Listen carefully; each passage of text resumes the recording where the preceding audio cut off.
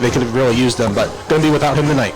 Well, the Arrows and Wooster Generals both trying to make the playoffs here tonight, Tony. And what sort of offensively, do you expect to see from Coach Cedar here tonight? We just heard Aaron Hines talk with him about what he thinks to see from Wooster, but what do you expect to see from the Arrows offensively? I think the Arrows are going to come out, a little bit like they did against Lexington and find ways to get, the quarterback on the run, designed runs, scrambles, draws up the middle. I think they're going to put the ball up in the air. I think we're not going to abandon the running game because that's just a little bit of part of what Cedar's always been, is a little bit of a balanced passing and running, offense. But I think we're going to win the game by putting the ball in the air and taking control of no turnovers. I'm looking forward to hopefully making another trip to the playoffs next week, Tony. Last year we had the luxury of playing a few playoff games at home. If the Arrows sneak in, they'll go on the road next week. Yeah, we played those games in October because they actually rolled the playoffs up early trying to get them in before COVID, and the Arrows actually had an away game after we lost in the playoffs in the third round. We went over to Wooster and ended up beating the Generals. But yeah, it would be great. One more win more than likely puts the Arrows into the playoffs, currently sitting at 17, just outside of that top 16 playoff number, but we could probably sneak into number 15 or 14 with a win tonight, and more than likely knocking the Generals out from their Division II hopes. Could potentially see West Holmes in the playoffs. That'd be interesting. I love rematches. We were Coach Stackhouse. We were talking to the coaches down on the field, and they said we do not want to replay anyone. We like kind of preparing for one team, battling it, and then moving on. But yeah, West Holmes is going to finish somewhere around 2 or 3. So if Ashland finishes in that 13 or 14 spot, we could be taking a drive south next week and go in to visit West Holmes one more time. Wooster coached by Austin Holter in his first year. He was the Denison University's offensive coordinator. Went to the College of Wooster and played quarterback there. He replaces Doug Haas, who had a 9-year run, 59-36. So, first year that lends itself to a different staff and all kinds of things. Yeah, he's clearly instituted a college style of offense. This isn't a, simple offense to run. Watching him work with the quarterbacks, he's got 2 or 3 very talented quarterbacks out there, that could easily take snaps and control the game for him. So this is a well-coached team. This is a team that's been coached like a college team, but playing on the high school field. So the Wooster Generals will be ready for tonight. Yeah, we were out there watching big Caden Roscoe take some snaps, 6'4", 228. And he's the backup. And he looked like he could start for almost every team we saw this year, whipping the ball around, at least in warm-up. Sometimes, though, you just don't know until the bullets are flying. The Arrows won the toss and deferred. Tony, you like that decision? I do like that decision, yeah. I think it's easier to come out and on defense. Typically, both offenses, not the Generals and the Arrows exclusively, but I think football teams just generally have slower starts offensively. It's easier to play fast on defense. So if you can kind of get into the rhythm of the game and then get that opportunity to get the ball back early in the third quarter, if it's close, you can take the lead. If you're behind, you can tie it up quick. Or if you've got the lead, you can really open it up in the third quarter. So I'm always a fan of deferring and getting the ball in the third. Find all the scores from football Friday night on the North Central State College scoreboard at our website, WNCOAM.com. Brought to you by North Central State College. NC State can change your life and prepare you to change the world. A lot of big scores to keep an eye on here tonight, and the Arrows, of course, rooting for everybody that they played this year to win tonight. Yeah, unfortunately, a lot of those teams are playing really good teams, unlikely to get some of those level 2 points. That the way Ohio playoffs work. You get level 1 points when you beat a team outright, depending on what division they're coming from, and then you get a little bit of points for every team that they have actually beaten as well. So we're cheering for Madison tonight. We're cheering for Lexington tonight. We're cheering for Mount Vernon tonight. But unfortunately, they've got some uphill games. Arrows booting it off left to right here at Community Stadium in the all-black jerseys and pants with white trim, black helmets, a little bit of orange mixed in there. Wooster back to return. It's a short kick, a squib by Isaac. Group grabbed at the 33 to the 35 and wrapped up by Truax at the 37. Gregory Adams, the up man, on the return. Yeah, we've seen more and more of that from Ashland. Just kind of that quick kick right down the middle of the field, not wanting to give up a big play on special teams. So giving up a little bit of field position, but again, in the high school game, not that big of a deal. 1st and 10 for the Generals. I'd like to welcome in our friends from the OH.Report here as well. If you can find that over on their YouTube, Channel 5, I believe, and Facebook as well. Happy to have them here tonight with us on iHeartRadio. The Generals come out in the shotgun. Drew Becker, the starting quarterback. Having an interesting season. He's thrown quite a few interceptions this year, and they go 3 wide to the right, single to the near side, and a single back in the pistol. High snap, grabbed by Becker. He's back to pass. He's looking downfield deep. No. That's caught at the 25, and going to go all the way inside the 5. Wrapped up is Carson Koblenz, who just comes up a little bit short of his 4th TD on the season. And, Tony, that is a disastrous way to start. 62 yards. Yeah, through the air. Johnny Metzger backpedaling, has a fractured thumb, just fell backwards and ended up being wide open. Quick to the line of scrimmage, 2 to the right, 2 to the near, 1 in the shotgun right behind him. And it's going to be a handoff to Adams. Adams is met immediately at the 5-yard line and wrapped up. Braylon Hyder, first man on the scene. And the Arrows will push it to 2nd down and goal. Yeah, loss of 1 right there for Greg Adams. Worcester not built for the short-term, short-yarded situation. So being inside the 5 really isn't advantageous that much for the Generals. They're still going to come out 4 wide and probably throw it even on 2nd and 3rd down here. So the Generals with an early opportunity here inside the 10. Now back at the 5, 2nd down and goal, 1 minute into the ball game. Sort of took the life out of the Arrows crowd right away on the first play. Yeah, and the Arrows are going to have to find a way to do something they've not been able to all year, which is get pressure on quarterbacks. Play action, rolling right, Becker, looking. He's going to tuck it and run. He's got a chance, and he is in. Touchdown Wooster, 1 minute and 10 seconds in, and the Generals have put the first points up on the board here tonight at Community Stadium. Yeah, that whole slow offensive start thing kind of goes out the window when a defensive back falls down on the first play and you give up 62 yards. 2 plays later, Becker here just scrambles in for a 5-yard touchdown. A quick dagger, and we knew the Worcester Generals were going to score points. This is a team that moves the ball down the field. They're also going to give up points defensively if the Arrows can move the ball. So just puts a little bit more pressure on the offense. Extra points up and good. 7-0. Back with more after this on iHeartRadio.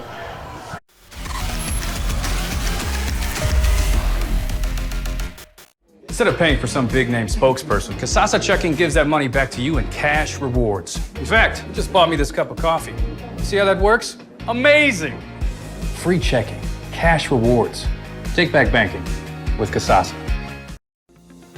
Since 1974, Simonson has helped their clients stay on target to meet the goals and deadlines for their projects. From concept to completion, Simonson can design a plan and build a path for success. Let Simonson Construction turn that vision into a reality.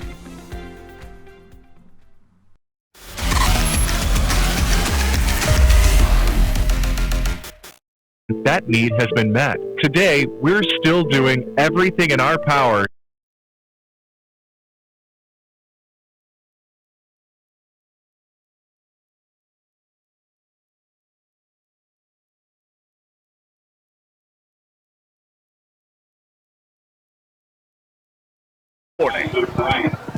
And we're back here at Community Stadium where the Arrows have fallen down 7-0 early. Here, a minute and 10 in. Wooster to kick it off from the 40. It is a high, short kick. Coming up to grab it at the 24 is the Arrows. Hyder's got some room to the 35, 40, 45, and out near midfield. Braylon Hyder says, I'll take that and get out near midfield. The Arrows will start with good position. So that starts well for the Arrows offensively. Yeah, that high kickoff strategy is so you can have your coverage team get down there and actually tackle them, but it didn't look like the Generals had all that much of an interest to get down there. It almost looked like he started to fair catch it, and maybe they were going to blow it as a fair catch, but yeah, Hyder did the right thing and got vertical, got up to the 48-yard line, they're going to call it. 24-yard return for Hyder, and the Arrows start at their own 48. McFrederick in the shotgun. They need a big game from him tonight. 4 wide. Spots back. Right next to him, sidecar. We'll see if we see Haase at all here tonight on the offensive side.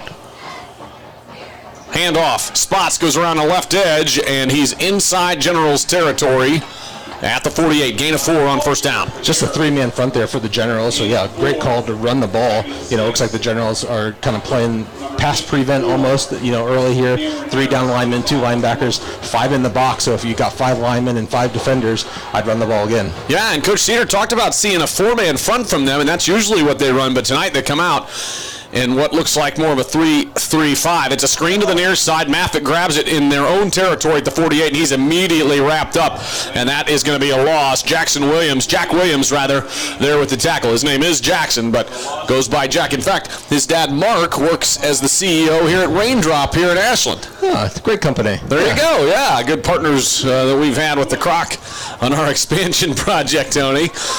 All right, ball is at the 49-yard line. The Arrows lost a few yards. It'll be 3rd down and 9. Yeah, a little bit of a conservative, screen call there. Generals played it well, showing a little bit of pressure here on 3rd down. Back to pass. Pressure is coming indeed. McFrederick is forced out to the left, in trouble, and wrapped up for what is probably a sack, maybe back to the line of scrimmage. Either way, Arrows are going to have 4th down and long, and he had no chance there. The Arrows didn't pick up the blitz. Yeah, definitely not the way you want to start on a 3 and out. Actually saw Ashland run a fake punt last week at home on the first offensive drive. They kind of go back and forth here between Isaac Roop and Landon McFrederick as punters. Looks like Roop's running back out here to try to pin him down inside the 10. Jack Williams will be back around the 10-yard line for the Generals. Isaac Roop comes in. Good snap, and it is away. And it is deep. Nice punt. He's going to come up and grab it around the 17, but not a bad punt there, hitting the end, a little bit of wind. Worcester will take over with their 2nd possession here. And back at the 17-yard line, I believe. Yeah, and barely, 3 minutes into this game, just under 9 minutes to go, already with 2 possessions, one for Wooster, one for Ashland.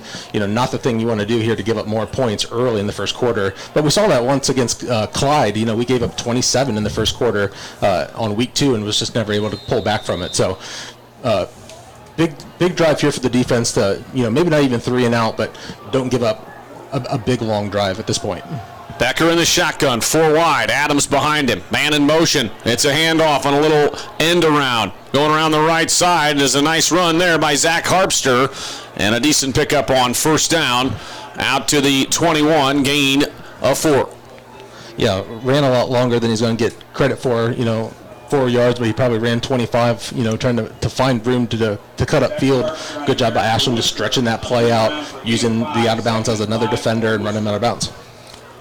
Beautiful night here at Community Stadium. Not a lot of wind, no rain in the forecast. Temperature in the mid-50s right now, a little chilly, at least for me. In the shotgun, 4 wide, trips to the near side.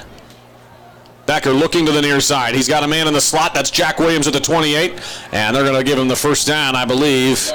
Yep, wrapped up by a handful of different Arrows, including Parker Grissinger out there. Yeah, Worcester definitely not afraid to run some vertical routes that time. Trips left, running 2 deep, and one guy just running a slant and sit down in the middle for a pickup of 7. Yeah, definitely looking to be aggressive here are the Generals against the Arrows. Caden Schmitz also credited with a half tackle there. Pulling tackle, and it is a handoff to Adams. He's met immediately in the backfield on 1st and 10. Might have fallen forward for a yard. We'll give him 1, maybe a half. Big Graham Dixon there on that left tackle spot, pulling. Yeah, offensive linemen aren't the offensive linemen that they were 30 years ago where, the Dallas Cowboys, of the 90s where you could just be 350 pounds and... Nate Newton? Yeah, strong but not very athletic or agile. And, most offensive linemen anymore need to pull, need to boot out, need to pass block, need to run block. Becker back to pass, looks right side. He's got a man caught at the 40. Another 1st down for the Generals, and Carson Koblenz hit on the catch, or grabbed the catch there at the 40.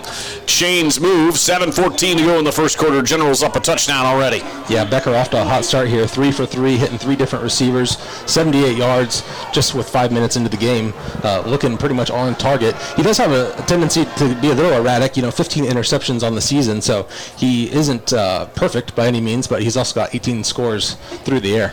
Becker in the shotgun again. Looks like they're going to be in that all day long. Hand off to Adams to the near side. Ball tucked in his right hand. He's met by Schmitz in the backfield, and he gets back to the line of scrimmage. Good pursuit by Caden Schmitz. Yeah, again, just stretching that play out. If you watch the Browns, Thursday night, you could see all the running backs kind of getting up and down, making that one cut. It's what you didn't see there from the Worcester Generals. Just continuing to stretch that play out, which extends the play but doesn't really gain you any yardage. So good job by Caden. Playing fast, playing quick, give him pursuit. 2nd down and 10. 6 minutes and change to go here in the first quarter. Tony Van Dyne and Brandon Wells bringing you the action in a must-win for the Arrows. Becker in the shotgun. Standing in his own 35. Hard count goes to the near side. It's caught out at the 45. And see who grabbed that one. Bron Morgan. Bron Morgan with the catch, the junior wideout, 6'3". They've got some size on the outside, Tony. Yeah, and that was actually played well. We got Landon McFrederick out there playing, cornerback, defensively. Defensive staff has talked a lot about creating turnovers. One of the things that I think this game will come down to is which defense can create the most turnovers, interceptions, fumbles, some form of takeaway. So I think Ashland's going to be aggressive and try to play opportunistic to get maybe another defensive score. Only one defensive score on the season, which is really atypical for Ashland football. Big third down, 3rd and 5 for the Generals. Back to pass, Becker looking, rolls right, throws it over the midfield line, and Colin Rohr on the coverage can't come up with it. It is caught by the Generals' Jack Williams, and it's going to be another first down for the Generals. They're moving the ball pretty easily right now, Tony. Yeah, very methodically. Needed 6 there and got 6, got to the sticks, turned around, didn't kind of trail backwards, which is sometimes a tendency of wide receivers to, actually not run the entire route and be 1 yard short. But he did a good job of getting to the sticks and turning around and picking up the first down. 5 minutes to go in the first. Becker back to pass. Good pressure by Seth Will. Forces him out of the pocket. Throws it downfield off the hands. And I think the Arrows have an interception. What a play on the far side. Landon McFrederick comes in and takes it away from Micah McKee. Yeah, Micah McKee just couldn't hang on to a pretty good throw after the pressure up the middle by Seth Will. And yeah, keeping your eyes on the ball. Good job by Landon McFrederick, taking that all the way to the ground, making sure he gets his hands under the ball. Very clean interception. Yeah, no question about it. Gives Ashland back the ball here at 47-yard line. I was just about to say, Tony, the Arrows really need something big here to happen. They need to come up with a big play, and McFrederick does it. Yeah, Landon doesn't play a whole lot of defense. You try to kind of protect your quarterback a little bit, but when you're all hands on deck tonight. You have to win tonight or you're going home. So, that's right. Yeah, no good telling that junior to stay on the sideline here on defense. McFrederick with only a single wide to the left, trips bunch to the near side. Spot splits out wide to the right. Back to pass, looking downfield, going to tuck it and move left. He had one read, now he's going, and he gets out near midfield. Gain of 3, maybe 4 for Landon on first down. Yeah, I kind of like that read right there for Landon. We've seen him kind of force it, and after a turnover, you got the energy, especially when you're the one that intercepted it. You got a little bit of extra adrenaline going. I like the fact that he didn't just put it up there trying to make the big play, but he tucked it, got 4 yards, kept down and distance good here, setting up 2nd and 6. Seth Chamberlain on the tackle for the Generals. Approaching the 4-minute mark here in the first quarter. McFrederick with spots to his right. Looked like a false start. And there it is. Got it. Yeah, the right tackle for the Arrows jumps right there, and they're going to push it back. There's a little bit of a delay on that play,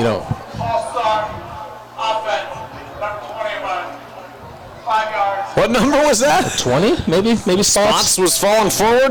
No, it might have been. Bryson Martin at that right tackle spot looked like he might have been moving as well, so I think it was sort of take your pick. Yeah, Ashland's, kind of been in the habit of getting up to the line, checking with the coach, and then running that play. This time it was a little bit more of a delay. I'm not sure what they were waiting for, and I think the offensive lineman actually got a little bit tricked on it as well. Back to pass. Now it's 2nd and 11. Screen. Maffett has it at the 45, and he is met by a handful of Generals. Not fooled at all. Loss of 1, maybe back to the line. It'll be 3rd down and 11. So far, nothing downfield, Tony. Yeah, a little tunnel screen that time for Ashton Maffett. A typical screen is trying to get to the outside. A tunnel screen is actually when you're coming back to the inside where your linemen are blocking. But nothing there. Landon McFrederick, 2 for 2, 2 completions, both for negative yards, though. So a big 3rd and 11 here. Ashland now back on their own 46-yard line. Approaching the 3-minute mark. Be nice to capitalize off the Wooster turnover and see if the Arrows can pick up a first down. Back to pass, looking, nothing. Going to tuck it and run up the middle. He is met by Micah McKee at the line of scrimmage. And the Arrows are being stymied here early on offensively. Good defensive effort so far from Wooster. Yeah, early in the season, the Arrows really have had, Landon specifically has had an opportunity to scramble. I think teams have kind of learned you need to spy with at least one guy. That time they were spying with 2. Those linebackers were just sitting in the middle, making sure that number 1 wasn't going to run on them. They've seen the tape, so they want McFrederick to throw to the outside or run, right? Well, yeah, and our number 1 receiver, Johnny Metzger still with that fractured thumb, taped up pretty heavily. Colton Johnson out. We're not really sure who's going to be that big receiver here against the Generals. Kick is away by Root. Punting it. Jack Williams goes back to grab it at the 13. Tries to get outside of the 15. He's pushed out of bounds. Good job, Johnny Metzger and Trey Boyd on the coverage. The Arrows will go back on the defensive side. And we do have Braylon Hyder, I think, has been long snapping here tonight so far. A little change there.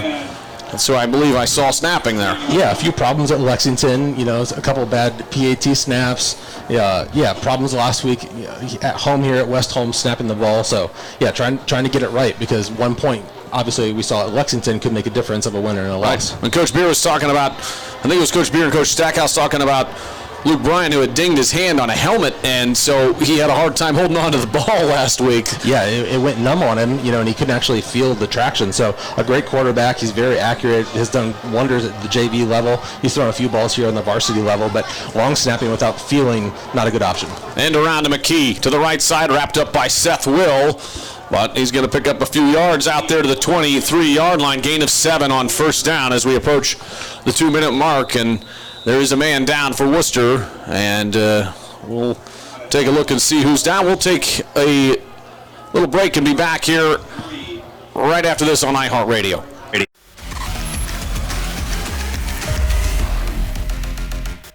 Instead of paying for some big-name spokesperson, Kasasa Checking gives that money back to you in cash rewards. In fact, you just bought me this cup of coffee. See how that works? Amazing! Free checking, cash rewards. Take back banking with Kasasa. Since 1974, Simonson has helped their clients stay on target to meet the goals and deadlines for their projects. From concept to completion, Simonson can design a plan and build a path for success. Let Simonson Construction turn that vision into a reality.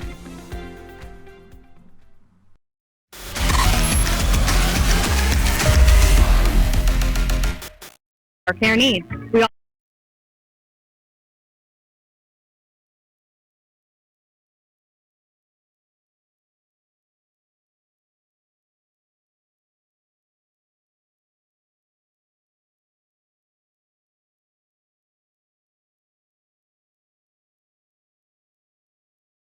Sports 1340. Generals on second down and 3.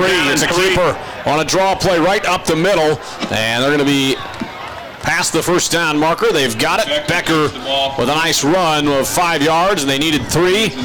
And the man down is up, and helped off the field was Braden Homiser, the junior offensive lineman for the Generals. Yeah, a lumbering run, I'll call it, by Drew Becker there. Sometimes you see quarterbacks that take off on a scramble, and you're like, whoa, he's elusive. He's definitely not a speedster, but didn't need a whole lot there. Yeah, good job picking up 5, getting the first down. But yeah, Arrows need to stiffen up one more time here on defense. Got the takeaway last time on the interception by McFrederick. See if we can't get a little bit more pressure. Really, I think interception was set up by the pressure and speeding up the play of Drew Becker. Becker back to pass, forces it over to the right side, caught and fumbled, but then recovered by Wooster at the 32-yard line. Jack Williams had it and then lost it and fell back on it. And it'll give him 4 yards, second down and 6. That's kind of one of those boom plays. I'm not even sure in a college setting they would give him possession. Oof, maybe not quite the football move, but clearly recovered, on the OH.Report. If you're watching video, you can see that on the replay. So, yeah, no big loss for the Arrows there other than a couple yards. Nice tackle by Glissinger, who forced the ball loose. The Arrows can't come up with it. Second down and 6. Handoff in the end around to McKee, coming right to left. He cuts through, gets by Haase, runs over one other Arrow and gets out near the 38-yard line, close to the first down marker, and they're going to move the chains. McKee on the ball carrier. McKee with the end around picks up 7, and it'll be first and 10. Under a minute to go here in the first quarter. Braylon Hyder with a tackle. Yeah, Micah McKee, just a talented athlete, getting a lot of looks on the D2 level, getting a few offers. Some Division I schools already talking to him. We've been reading about that a little bit. Probably not one of those top prospects, that you read about in USA Today, but yeah, definitely is going to play some Saturday football next year if he wants to. 35 seconds to go in the first. Handoff to Adams. He busts through the line of scrimmage. Trouble and inside Arrows territory down to the 43-yard line. Oh my, 28 yards there, just like that. 18 yards, I'm sorry. Still a good run for him. Math is hard. I taught English, Tony, not math. First down and 10, ball at the 43. Yeah, and a hurry-up offense here for the Generals. Looking to get something going here quick. 20 seconds remain in the first quarter. Hard count. Becker with an option to Adams. It's loose. Ball's loose. Adams comes up with it back at the Generals 48, and that would have been a game changer right there, potentially. And the Arrows pressure forced that one. We're going to probably run out of time here in the first quarter. We will. Arrows down 7-0 after one. Back with more after this on iHeartRadio.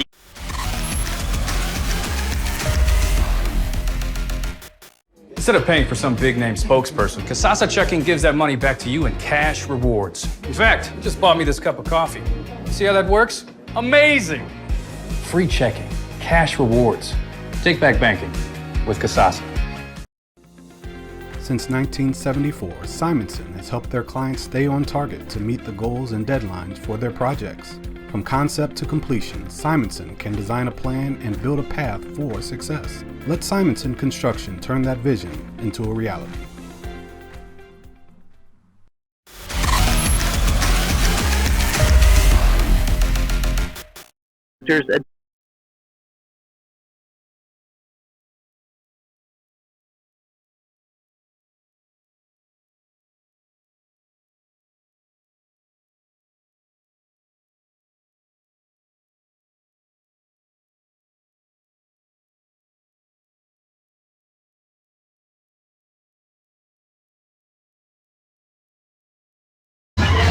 Second down and 20 coming up for the Generals. Here as we get ready to start the second quarter. I love the option offense, but that is the risk that you run when you're not used to it, is pitching it backwards to a guy, and that's a live ball, so a loss of 10 there on second down. Seth Will getting some good pressure. Hey, this portion of Arrow Football on WNCO brought to you by America's Home Place. Custom home builders at Township Road 405 and Route 30 in Jeromesville. Build a better future at americashomeplace.com. Wooster will go left to right here in the second quarter. Becker in the shotgun, trips to the far side. Looking to pass. He hits Adams on a screen out of the backfield, makes a man miss. Back out near midfield. Flag, might be a hands to the face. Yeah, that's what I saw out there. Caden Schmidt's on the tackle for the Arrows. Not sure if it's going to be on us or them. Yeah, it's going to be a play of 4, but yeah, depending on the way the flag goes, it will definitely move it forward or move it back. Those are the two options. Well said, sir. 11:53 to go here in the second quarter. Listening to football here on iHeartRadio and our friends over at the OH.Report. No call yet. There we go. They're walking to the Arrow side. Defense, 5 yards. Replay second down. Well, that's not good. Negates the play, but yeah, 5-yard penalty.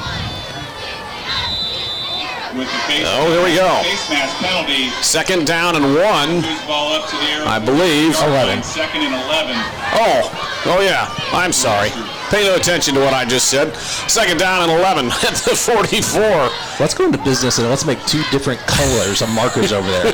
One red and one green. That's a good call. Going deep. Got a man. McKee at the 15. He's got it.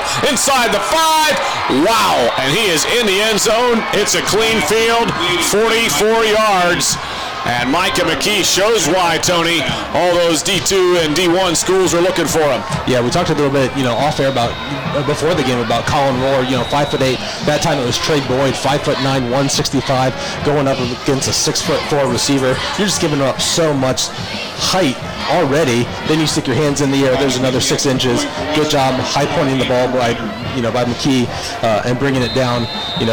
Evading a couple tackles, getting the end zone, putting the Arrows here a little bit against the ropes early. Extra point up and good.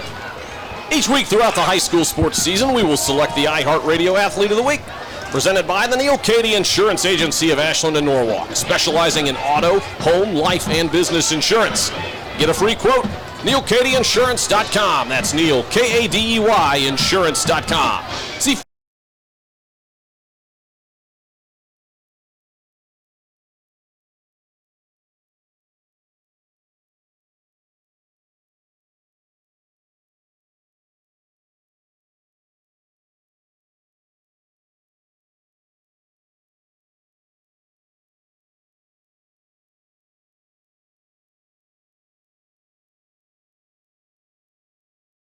Number 3 for the Worcester Generals, clearly finding some success throwing the ball. Now 7 of 8, 1 touchdown, 1 interception for the quarterback. For Wooster, number 4, Andrew Rader. Andrew Rader will boot it away here for the Generals. Need a little magic here for the Arrows in the second quarter. Luke Bryant deep for the Arrows. Is that what I see back there? Yeah, he lined up last time. Wooster kind of just kind of pooch kicked it. Kicked it a little bit high to the up man, so didn't have a chance for any of our back guys to really get a full head of speed. We'll see what they choose to do this time. This one's booted away to Bryant, who's in the end zone, and he's going to let it go. Arrows will bring it back out on the touchback. So that's the way you do it. If it goes over your head, you let it go. You don't put your hands above your head, try to catch it, and make some great play. Good. Smart play for a sophomore right there. Yeah, put your feet on the goal line. If it's going even at your waist, you know it's going to go into the goal line. So well taught, well coached. You'd love to get it, right? That's the fun thing to do. You can see it on Saturdays at college. You can see it in the NFL. They're like, this is the one chance to do something special, but much better just to bring the ball out to the 20. Well, and Landon McFrederick and the Arrows offense needs to get something going. 2 drives and just 1 yard. So Landon's got 5 wide. Arrows facing this Generals defense, still playing just 3 down linemen. Hand off on the end around to Spots. Spots stiff arms him in, and then gets himself out near the 25-yard line. Not a bad pickup there because they were in hot pursuit. Michael Hallman-Williams took the stiff arm to the helmet. Yeah, good pickup of 5 there, just on the sweep to Spots. Just trying to get what he can, keeping the down in the distance in a healthy scenario, not wanting to set up second and long or third and long.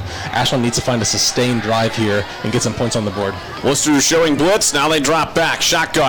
It's a keeper design. This side coming to the near side. McFrederick gets about 2 yards. Not much there. Brought down by Zach Harpster. For the Arrows.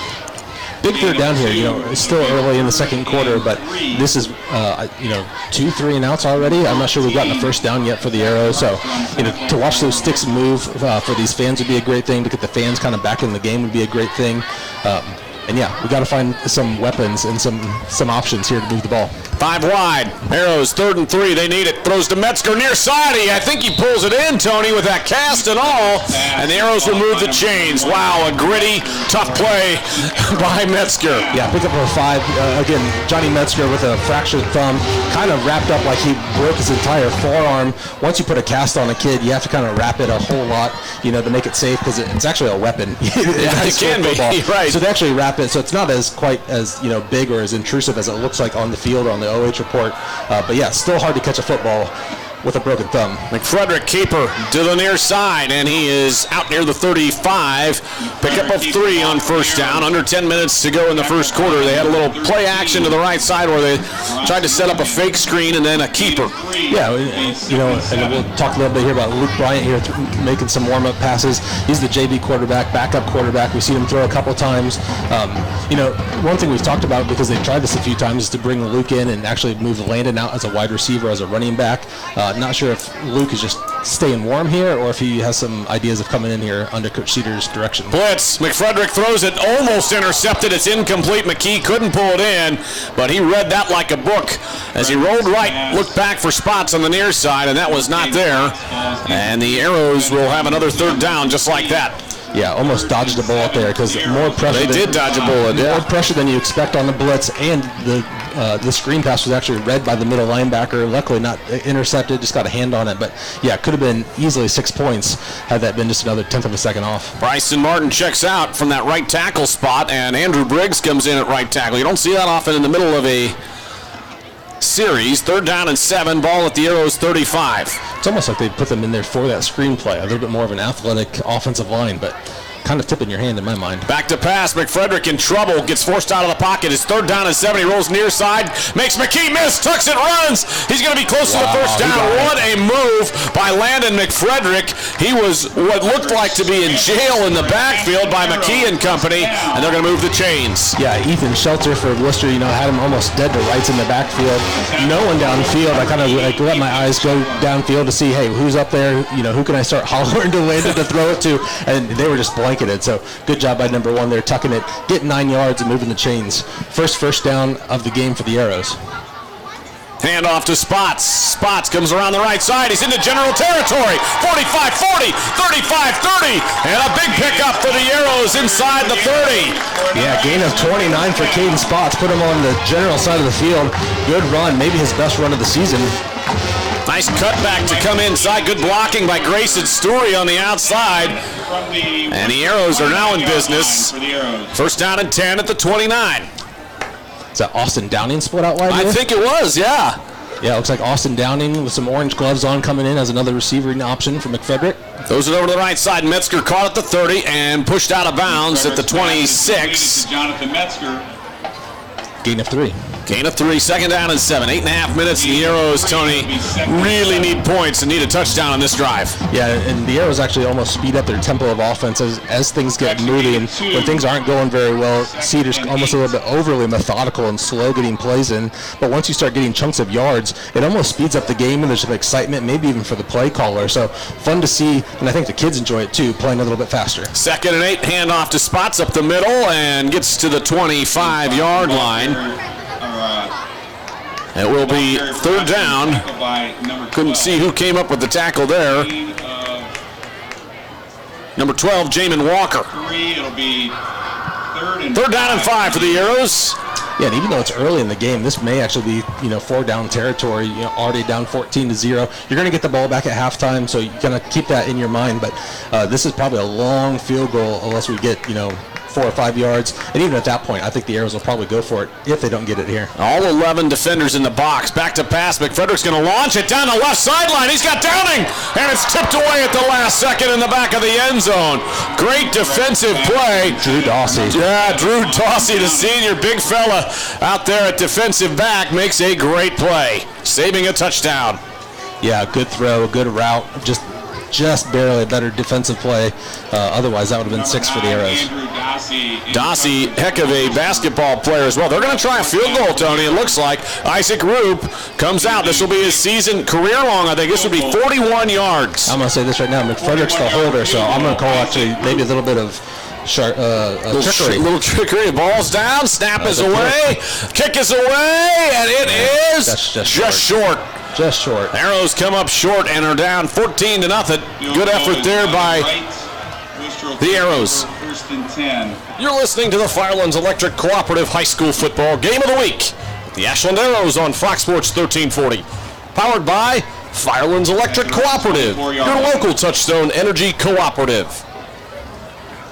Generals huddling on the sideline here after the change of possessions. What was the word I was looking for? It wasn't trickery. Chicanery? Chicanery. All I could think of was charcuterie. I'm like, it's not a meat and juice tray right now. I'll take a charcuterie tray if anybody wants to bring one up to the press box. That's fine. That's all the accoutrements they can bring. 7:25 to go in the first half. This is a big drive here, both for the Generals and for Ashland. If you give up points here for Ashland, you're really starting to get yourself into a hole. So another takeaway or a quick 3-and-out to get the ball back for your offense to put some points up before half, almost becoming essential. Becker to Adams, and he drops the little screen pass at the 28 or the 18-yard line. So 2nd down and 10. The Arrows, thankfully, there are the benefactor of the drop.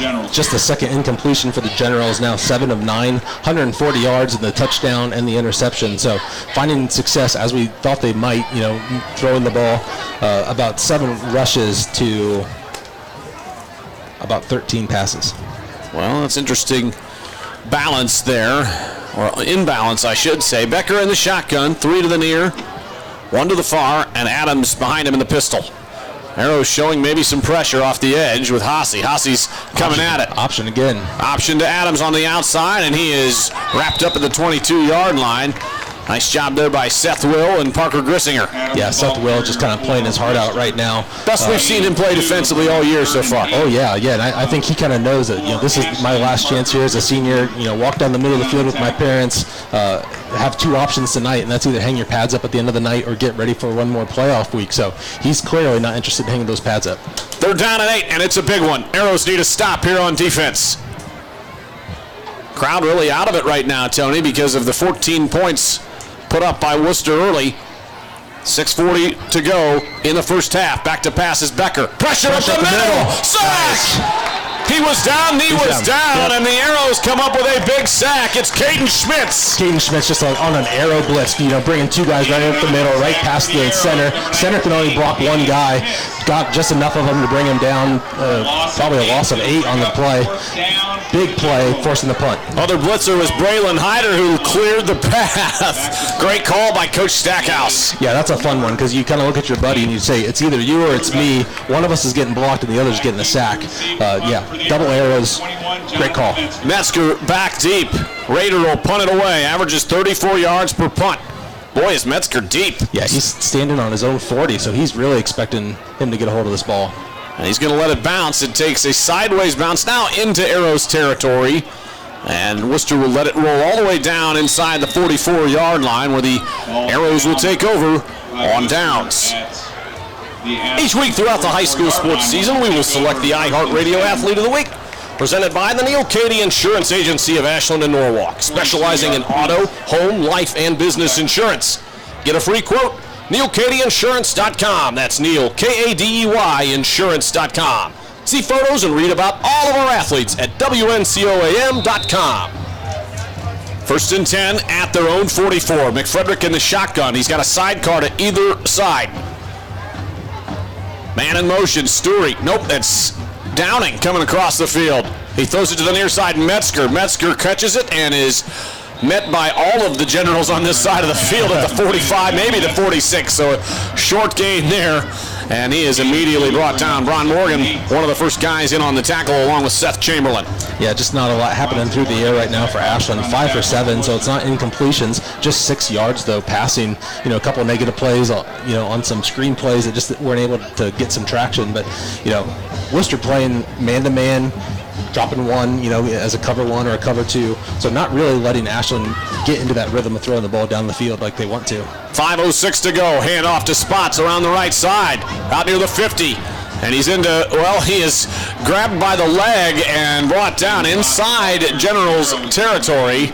Nice tackle, though, by Drew Dossie out there to keep Spots from getting the first down and maybe even more. Yeah, gain of 5 and really had a big hole there.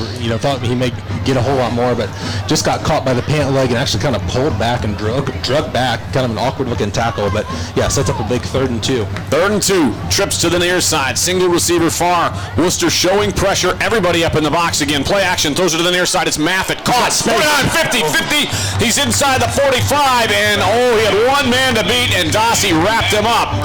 But it's an Arrows first down at the 41. Yeah, gain of 8, but man, if he could have just been a hair faster, there was a little tunnel there that he could have gone for 30 or 40 yards, just collapsed by the defense and pulled him down, but still, nice play to move the chains. Schmitz and Hyder check in for the Arrows, Tony. Yeah, King Schmitz kind of as a fullback position and Hyder as the tight end. Probably designed run here. Hand off to Spots behind Schmitz on the right side. Tries to bust it outside. He's got a man to beat. He's inside the 35. Nice pickup on first down behind Schmitz. And the right tackle out there for the Arrows. Yeah, Kane's just a tough kid, committed to Navy, going to be going to play football there next year. We talked about it a little bit, on some of our drives to away games. We don't know why he doesn't play a little bit more offense because clearly he's a tough kid. I think at this point you're just grabbing all your seniors and asking, do you want to win? Then go play fullback and go block someone. Bryson Martin had the big block from that right tackle spot for the Arrows offensive line. Play action, looking over the middle. He's got Metzger, 20, 15, 10, and wrapped up inside the 10 by Dossie.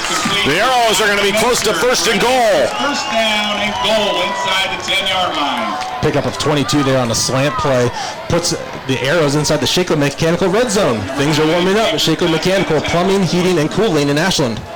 Warming up or cooling down, as it's cooling down tonight. Maybe you need to heat it up. Call Shakley. Third down conversion. First down and 10. 3:15 to go in the first quarter. Handoff Spots, and he is immediately belted by Seth Chamberlain in the backfield. Worcester spotted that one right away. Yeah, I think Coach Austin Holter told his defensive coach over there on Worcester, hey, I've had enough running the ball. Go send 8. Just committing to the run stop. Met in the backfield for a loss of 3, setting up first and goal still here on the 13-yard line. Second goal. Second down. Yep. And Worcester, everybody in the box again. Nobody deep. Man. Spots in the backfield, Schmitz in the backfield, play action, looking downfield, McFrederick throwing it into the end zone, off the hands of Hyder, caught by Schmitz. There was a flag in the end zone, but it went off the hands of Hyder into Caden Schmitz's hands. It's going to be a defensive pass interference, so they're just going to decline it and call it an Arrows touchdown. But yeah, not the way you draw it up to let your defensive safety catch it off the tip, but hey, points are points, right? Wow. I'm going to have to add him to the receiving stats, by the way. Caden Schmitz, the right man at the right time for the Arrows, and they pulled within a score. Isaac Roop will come out. Now the fans. That penalty will be excess on the kickoff. Well, there you go. It'll go on the kickoff. Even better, Tony. Even better. Extra point pending. Isaac Group is in to kick the extra point for the Arrows. Who's snapping here, Brandon? Can't tell from here. That's a great question. I don't have my binoculars, and our spotter took the season off. Here it is. Extra point is up, and it is, it's good. It sneaks through. We'll take a little break. Arrows down 14-7 here on iHeartRadio.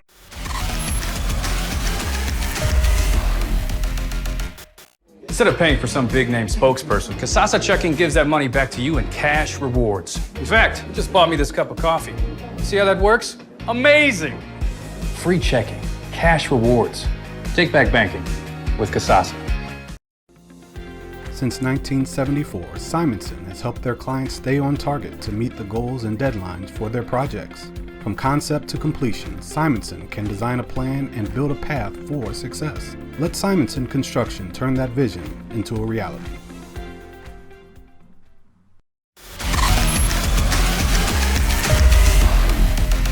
Again, we've made certain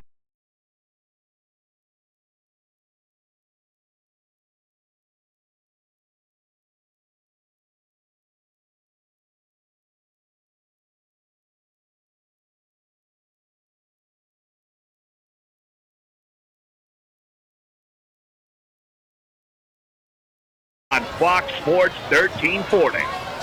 Arrows have pulled within a touchdown with 2:41 to go in the first half. It is 14-7. Wooster on top. Arrows will come out and boot it away. Yeah, a key 2 minutes and 41 seconds still in the game here because, plenty of time for Wooster to move down the field. It's actually been kind of a quick game for two passing offenses, but, both teams have 2 timeouts, so plenty of time to throw it deep, go over the middle. Also, opportunities for Ashland if Wooster doesn't get a lot of traction here. Either team, I think, could still get points going into the halftime. They're going to walk off the 15-yard pass interference call from the last play as well. And a great time for an onside kick, right? If you're already going to kick it off at the 45-yard line, why not kick it 10 yards? Even if they recover it, they're recovering it on their 32-yard line, which that's a good kickoff coverage anyway. So you're not going to give them an opportunity for much of a return, right? Yeah. If I were Coach Cedar, I would not tell my guy, hey, try to kick it through the uprights here and make some college scout think you're pretty cool. I would look for an onside kick left or onside kick right. Already got one this year at Lexington. Was the football stuck up there? I'm not sure what happened, but the officials were going back to grab a ball near the goalpost. And just a bit of a delay here. The officials also walking the ball over. I'm not sure what's going on. They're talking with Coach Holter over on the far sideline as well. Are they reviewing the ball? I don't know. Is this like an Inflategate scenario going on? Oh, boy. I mean, it was a line drive of a kick. It was. Coach Holter has the ball in his hands, and he did, and now the officials and Coach Holter for Wooster are trying to discuss something about the ball, and I think they do maybe have a... It's not a ball. It's like a bat. What are they doing? I'm not sure what's going on, Tony. The officials over there, they're figuring something out. You're listening to the Firelands Electric Cooperative High School Football Game of the Week. The Ashland Arrows on Fox Sports 1340. Powered by Firelands Electric Cooperative, your local Touchstone Energy Cooperative. We had this at Mount Vernon, right before halftime when we saw a play that, the kind of baffled umpires and officials alike. Right, they've got like a baggie, a large baggie with some pieces of paper in it. I don't even know how to explain it because I've never seen this happen, Tony. It's like the bag that I keep my hair clippers in at home. That's what I know. You saying you're too cheap to pay for a haircut? You're darn right, man. All right. For like $20, you can go to Walmart and get a pair of clippers. I will cut my own hair and my son's hair about once a month for a year, and then go get a new pair. How much is a Flowbee? That's a great question. Today or back when they made them? I don't know. Do you think they still make them? Somebody makes them? I'm going to say yes. On that terrible website, Wish, maybe? They all kinds of generic things that are if you terrible. can find a Flowbee, call Dan. Hey. Here it is. This is a weird kick. Onside kick.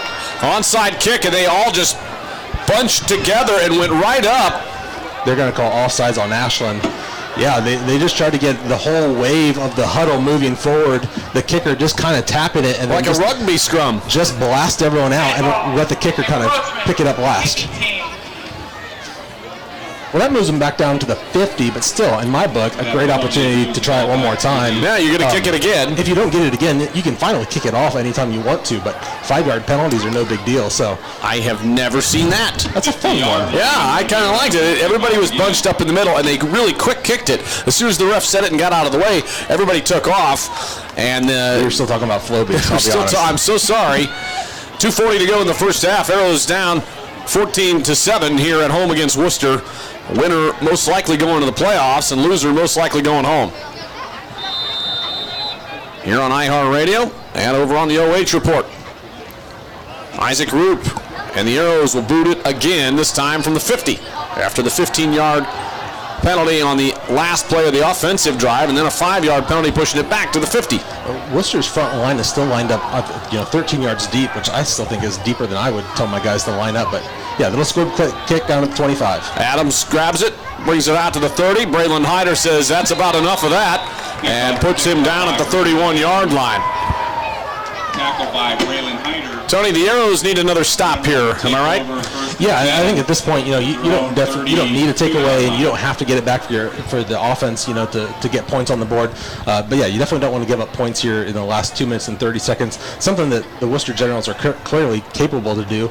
We saw Micah McKee on that post route just kind of make a light work of our Ashland secondary. So well within their opportunity, but also an opportunity if they get aggressive to take another one away and get our second interception here.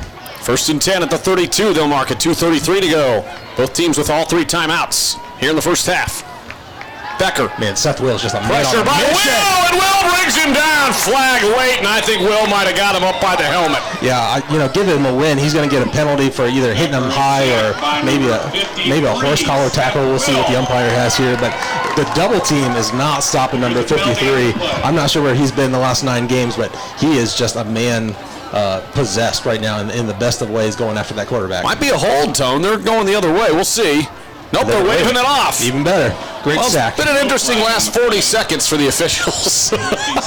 be kind.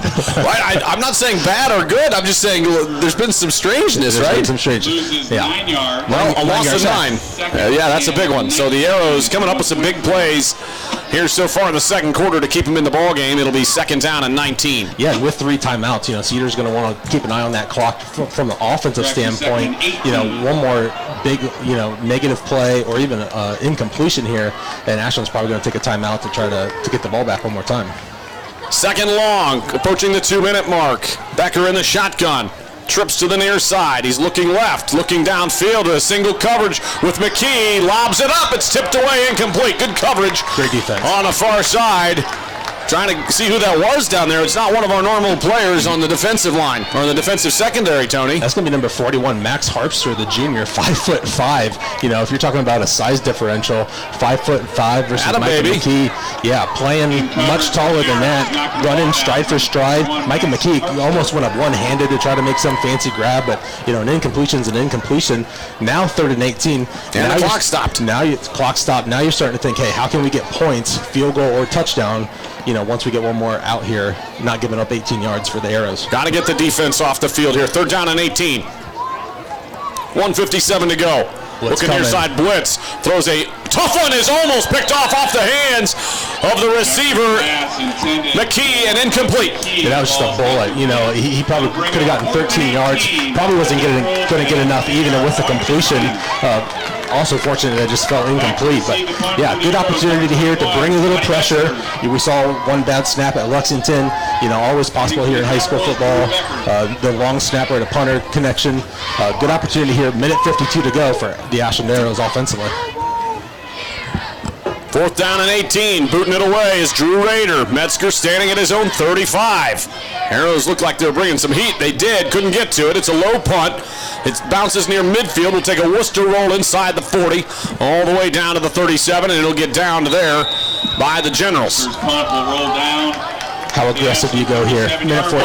You got 3 timeouts, and this is a win-or-go-home situation. I think, Tony, you go for it. I think you try to get some points. Yeah, and I've actually been really impressed by the running game, things we haven't said in the first 9 games. But, with the Wooster Generals coming out with a 3-man front and 2 linebackers, really trying to play a safe defensive passing scenario. Caden Spott's finally getting an opportunity here to run free. Rushes of 29 already here. 51 in the first half, probably his first half of football in 2021. Spots, splits wide out, keeper to the near side, McFrederick at the 40, and he is hit hard. Wow, he took a shot by Zach Harpster. The ball around the end. Gain of 2. Whistle and a timeout by the Arrows. Brought down by Zach Harpster. Ball at the 39, gain of 2, second down 8, Arrows call timeout. Yeah, and more than anything, that's just an opportunity because half your team went to the right and your quarterback booted to the left. It just takes 12 or 15 seconds just to get everyone back to the huddle. So good time out there, not because the clock's running, really low, minute 33 to go with the Arrows trailing 7-14, but you just get a chance to calm everyone down and say, hey, we're going to get a first down here. We're going to drive 2-minute offense, something we practiced every week ever since July. We know what to do here. Let's play with a little bit of tempo. Find all the scores from Football Friday night on the North Central State College scoreboard at our website, WNCOAM.com. Brought to you by North Central State College. NC State can change your life and prepare you to change the world. The Arrows trying to change the direction of this season by sneaking into the playoffs with a win here tonight. And it is second down and 8 in a big series here. 1:33 to go in the first half, down 14-7. Spots goes splits wide right. McFrederick back, looking.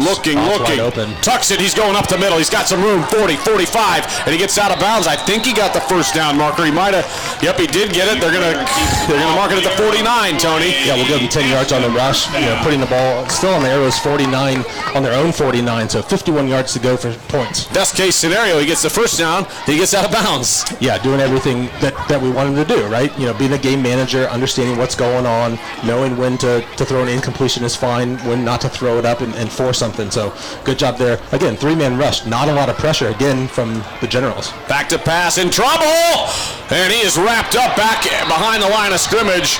He was trying to sneak out to the right side, and he is sacked for a loss of 5. And Caleb Lamb with the big sack, the senior defensive lineman. The Arrows will call their second timeout. They are giving no even looks to Caden Spots going out there early. If you could actually get behind those linebackers just 4 or 5 yards, he could pick up a big gain here of 20 or 30 yards, run the wide receivers deep, and we've seen the wheel route over and over and over for Ashland. We haven't really seen it in the last couple of weeks. And I wouldn't run a traditional wheel route with the out and then the up, but I just tell Caden, hey, you just get behind the linebackers and I'll throw it to you. Big second down here for the Arrows. Minute 17 to go. 1:17 to go here in the half, Tony, and Mansfield Tigers 21-0 over the Rams. Oh boy. Well, not surprising, although the Rams last year finished off their season by upsetting Mansfield Seniors, so Seniors certainly has some revenge on their mind. Lexington Minutemen 27-6 for River Valley. And they're on their way potentially to the playoffs as well. Yep, they could sneak in with a win just like the Arrows could. Arrows back out on the field after the timeout. 1 remaining. 1:17 to go in the first half. 5 wide and a whistle. And Coach Holter didn't like what he saw lined up, and he calls a timeout, Tony. Yeah, a little bit of chess match here going on. Yeah. Wooster, they're first. Well, 1:14 to go, and your Coach Cedar here. What are you drawing up, Tone? Yeah. Maybe like you just said, right? The wheel, and maybe Wooster said, hey, whatever we're doing here. Yeah, I keep watching Wooster, bringing 3, not bringing a lot of pressure, up front. They're Please reset the game clock to 1:17. adding a few seconds here back to the game clock because the game didn't actually start. Yeah, I'd send a couple of guys deep because, they're going to drop 2 or 3, probably even 4, not wanting to give up the big play with 1:17 to go. And they're really just putting 5 guys across the entirety of the field in that 7 to 10 yard depth field, taking away the seams and the in routes and the out routes. But if you can hit a levels concept that it's not to the seam, it's not short, and it's not deep, you're just trying to hit a 12-yard post or a 13-yard, route going up the sideline. I think it's right there. 2nd 15, here we go. McFrederick back to pass. Pressure coming from the right edge. He steps out and he rolls out to the right side. Now he rolls right back into pressure. He's in trouble back at the 30. He's going to have to fire it away. Come on, kid. Get out of bounds. Throw it. And he is sacked back at the 38. That is a loss of 6. And he went out of bounds. So now Arrow's in trouble, Tony. We went from best case scenario 3 plays ago to just short of worst case scenario on that because the clock stops with 1:04 and it's 3rd down and forever. Yeah, it's 20 plus. Yeah, 3rd and 20 plus. We'll see what it ends up being. But yeah, now you're going into a running play just to get the clock moving to try to get Wooster to use a timeout and try to go into halftime 7-14. You can still take a shot deep here. Again, if it gets intercepted, it's like a punt. So yeah, why not just let someone go on a go route, throw it 50 yards? And here it is. They're spying McFrederick, and he gets back to about the 40. Pick up a 3. And they're going to be way short. Worcester's going to call timeout with 52 seconds. It'll be 4th down and long. And they were spying McFrederick. They were not going to let him run there. They wanted him to throw the ball up. Yeah, and they're not just spying with 1. They're spying with 2. They kind of know the gimmick right now for the Ashland Arrows. And it's what we've done against West Holmes, and it's what we did against Lexington. Landon found success in his athletic ability. It's just hard to beat 2 guys. You're already dodging the first 3, that are kind of running and trying to push your own offensive line back in front of you. And then 2 guys are just kind of perpetually getting closer and closer to you, not coming on a blitz, but just always putting pressure there. They're going to reset the game clock here, add a couple seconds on to 56 seconds, Tone. Accuracy is important. I'll say that. I appreciate it. Yeah, that's fine. They got it right. And 14-7, the Arrows down, and what looked like a promising set of downs in the up ball at midfield, and all of a sudden now it's 4th down and 19, and the Arrows are going to have to get a good punt and good coverage here. Yeah, we were talking about with 2.5 to go, one team really having time to score. Worcester kind of, didn't get anything going. Ashland got a chance for it, didn't get anything going. Worcester coming out with 9 guys in the box. There's no question they're coming after this punt block. Now Ashland scatters in their typical wild zany punt formation. What else do you want to say? Roop is going to punt it high, snap, but he grabs it, takes a couple steps, boots it high and short. Coming up to grab it is Jack Williams at the 27-yard line. You know what I'd love to see there? And again, this is like coaching 402. Yeah. No pressure for the punter. Just hold it, man.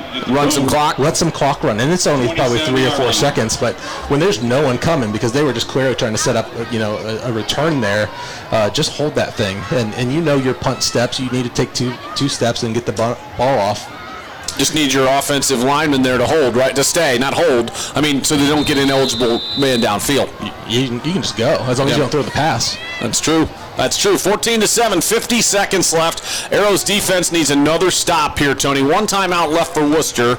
Ball at the 27 in their own territory. Yeah, all those suggestions, point to they're going to try to put it up here to number 2, McKee, their athlete.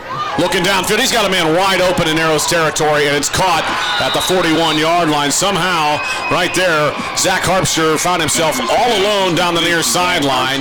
Good for 36. 36-yard pickup, and just like that, Wooster is threatening. Ball at the 38-yard line. Here comes the Generals. Hurry up to the line. The clock stopped on the 1st down, setting the chains, 1st and 10. Yeah, and they've got a good kicker in Drew Rader, 8 for 10 for the season with a long of 43, so they're not far out. Becker back to pass, looks left, looks right. He's got all day. Now he rolls out to the near side. He's going to tuck it, and he gets sacked by Caden Schmidt. No, Braylon Hyder. Oh, got a little close to an extra little late hit there, and it's a timeout coming by Wooster. A nice passionate tackle there. Yeah, I like it. So Braylon Hyder, the big tackle, with 28 seconds to go. Loss of 5, it'll bring up 2nd and 15. You're listening to the Firelands Electric Cooperative High School Football Game of the Week. The Ashland Arrows on Fox Sports 1340. Powered by Firelands Electric Cooperative, your local Touchstone Energy Cooperative. The thing that makes me frustrated is that's the play I wanted the Arrows to run. Like, that was the play. Right. You run everyone else deep. Your running back just runs that wheel route and just drains up the sideline. You throw it 15 yards and he runs for another 20. Good job kind of seeing it for the Generals. But yeah, Ashland now not in a corner, but definitely needing to have a nice stand here. 28 seconds to go, still down 7-14 against the Generals. Wooster out of timeouts. Ball back now at the 43-yard line. 2nd down and 15. Now, you got to be careful with the big targets that are lining up down the left side and the near side as well. They've got some big weapons. I think he might just throw one up for grabs here, Tony. That's what I'll expect to see. Yeah, watch number 53 here, Seth Wills, having a great game on the defensive line, just getting great pressure through single teams and double teams. Here he comes again. Blitz hider as well, and they're coming at Becker, and he throws it out of bounds. Wise decision with 22 seconds left. Now it's 3rd down and 15, and the Arrows down 7. We'll get the ball back to start the second half, so if you can come up with a stop here, Tony, you're in business going into the second half. Yeah, then Generals need about 10 more yards here to set up a potential long field goal for them. They don't need to get all 44 yards that they need here for the touchdown. They're probably going to set up something, not even to get the first down, but just to get close to the 30-yard line if they could pick up 13 or 14 here. They don't have a timeout left, so they're going to either have to get out of bounds or get their kicking team on there with less than 22 seconds and 3rd down to go. Becker in a shotgun, trips left. Hard count. Pressure up the middle, he forces him out, and he's going to get sacked by Grissinger, and Logan Bartholomew with 15 seconds left. That should do it. I'm not sure you're going to have time. Maybe they throw a Hail Mary? You can't spike it. Wide receiver's not running back. Now they just realize I got to get back. 5 seconds, 4 seconds. They're set up to throw a Hail Mary. 2 seconds. That's got to be a false start. No call. He's going to look to lob it up. In trouble. Bartholomew's got him in the backfield. Can't bring him down. He throws it to the near side to Adams. And Adams is wrapped up. And that'll do it at the half. So the Arrows come up with a hold and a stop. And they escape, Tony. Down just 14-7. My initial quick thoughts, Tony, because taking a look at what just happened next door, the Wooster coaching staff very upset with how that finished. Yeah, I'll remind them that this is property of Ashland City Schools, and they can keep their calm. But yeah, a good half for Ashland. Being down 14-0. Good job by them coming back, putting points on the board, 7-0, 7-14, and then finally, finding another stop. Coaching staff for the Generals obviously frustrated that they weren't able to get points after that big 36-yard pass completion. Going into halftime, Ashland's still going to get the ball back, going to have to find some more creative ways to move the ball. They're going to have to find a little bit of magic still. I think if Ashland finds a way to tie this game, I think they're going to win. I think if they can get over the hump, I think they're going to get this game. Yeah, it almost felt like in that second quarter they were getting over the hump. They were finding success. I'm curious to see how Wooster changes their defensive strategy, because clearly they came out in the first quarter saying Ashland's going to throw the ball 70% of the time and we're not going to bring pressure. Ashland adapted and actually said, hey, we'll hand the ball off to Caden Spots, who's had a nice little game so far in the first half, over 50 yards. We thought Wooster may come in and try to run the ball because Ashland struggled against it, but really it's been the other way. Worcester's the team that's struggling against stopping the run. What do you do a little bit differently as far as looking at the keepers for McFrederick? They've kept him in check running the ball, right? Because they've got the 2 spies on a lot of the plays where they're reading that. What do you do with that? I mean, it's really a conversation for the receiving corps. If you're not open, what do you do? That's either you go deep or you come back to the ball or you find a way to get open. So once you run your route, it's not, hey, I'm covered and I've been defeated. Well, now you adapt, because Landon's going to extend that play 9 times out of 10. Like, he doesn't go down on that first contact or even the first defender, but it's a matter of, hey, you're standing right beside the guy who's playing man-to-man to you. Can you be an athlete and get open?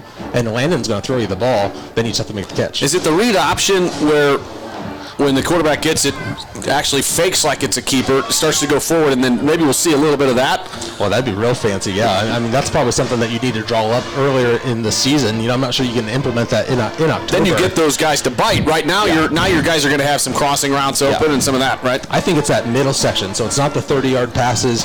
The screens aren't there. You need to find some ways to hit the post routes, the out routes that aren't quick hitting, but more the 12 and 15-yard, which is actually kind of probably the harder ball to throw for high school kids. It's easy just to throw a dump pass to someone who's 5 yards away. It's also kind of fun to throw the 40-yard pass and let a Colton Johnson or Johnny Metzger go run it. Jason Story, who's been kind of quiet. Grayson Story. But finding that in-between spot of like, hey, you can't throw this over or it's going to get picked, and you can't underthrow it or it's going to get picked. Can you throw that 17, 18, 19-yard pass? Yeah, I like it. The intermediate passing. We'll see. We'll see what adjustments are made here at the half. Back with more. Stay tuned for the halftime show with Skip Mossick right after this here on iHeartRadio.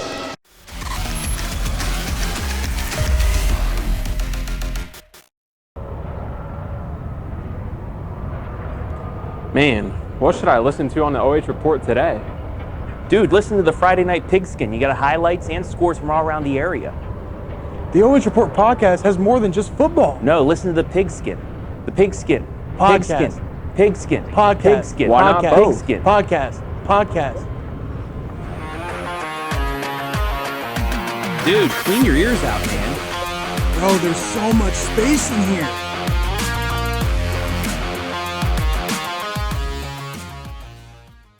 Instead of paying for some big-name spokesperson, Kasasa Checking gives that money back to you in cash rewards. In fact, you just bought me this cup of coffee.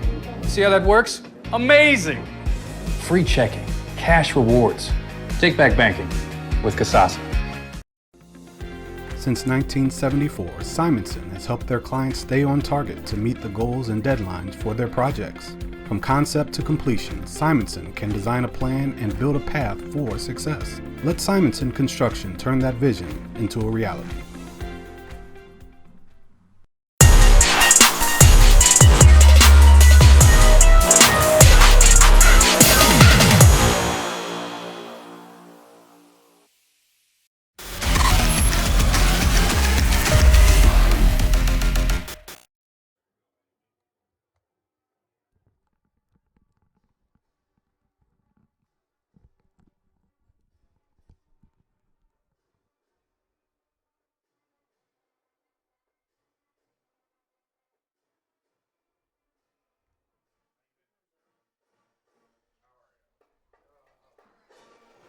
Ladies and gentlemen, a special round of applause for 2 years Super Bowl winner Brendan French, who was dominating an exclamation point this evening, and also senior majorette Brianna Coleman, leading the band through the incomparable Script Woo.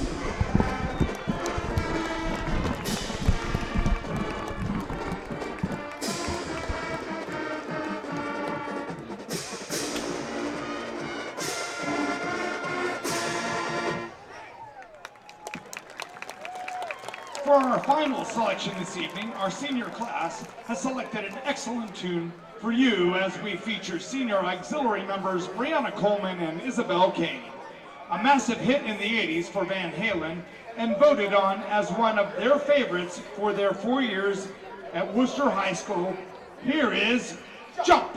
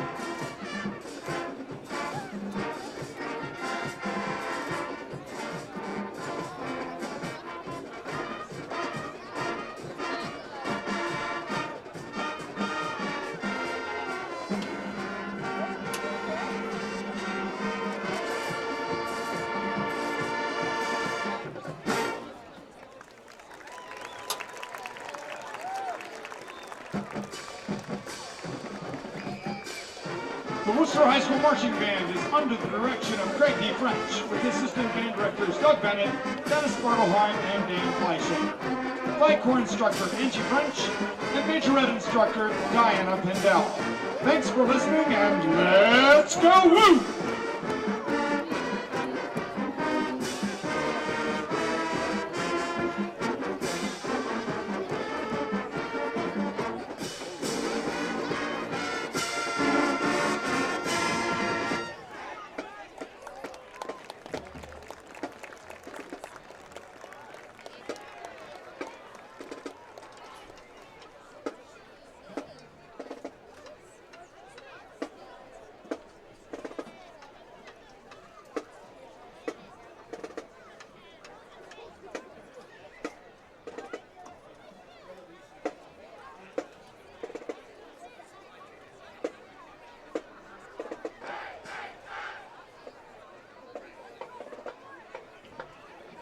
Ladies and gentlemen, please welcome to the field the pride of the Arrows, the 2021 Ashland High School Marching Band and Sweet 16 Dance Team. Leading the band tonight is Field Commander Olivia Dodson, with Assistant Field Commanders Olivia Martin and Andy Roblin. Tonight's show was chosen by the senior class of 2022. Looking back on all their favorites of the last 4 years, our band and Sweetie seniors voted on these greatest hits of marching band. Starting with this 90s punk chart, Come Out and Play.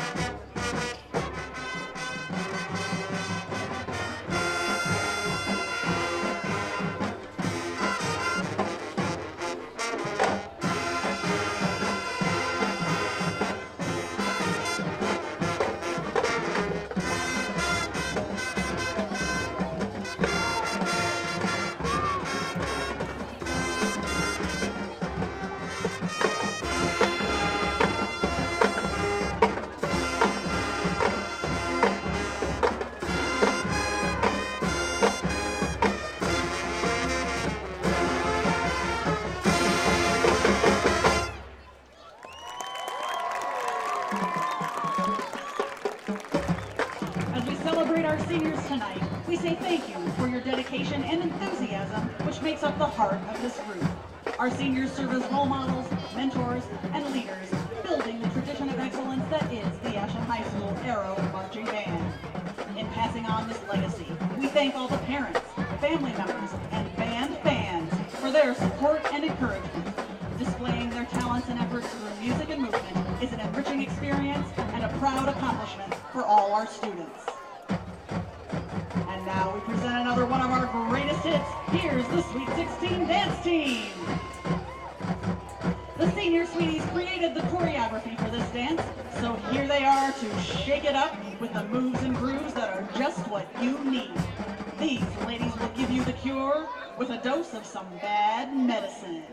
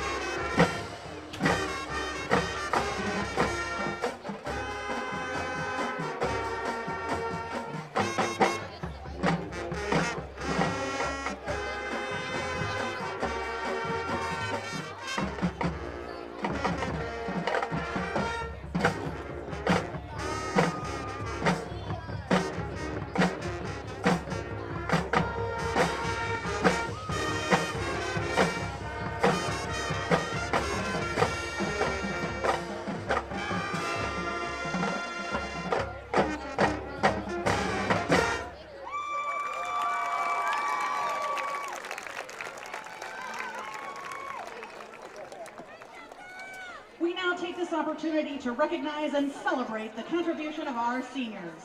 Please wave when your name is called.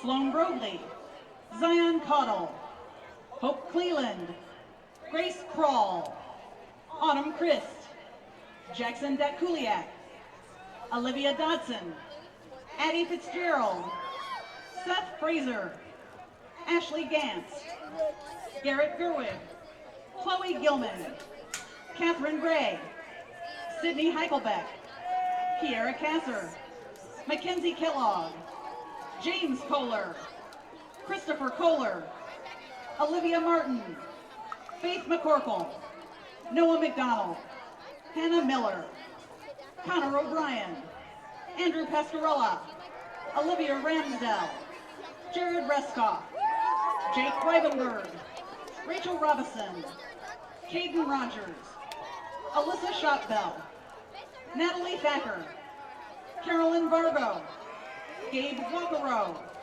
Zach Watman, and Becca Wigton. Sweetie seniors are Audrey Burrell, Malia Etzweiler, Emma DeHinden, and Sierra Williams. Your efforts and energy have helped make marching band a fun and exciting experience for all of our members, and we thank you.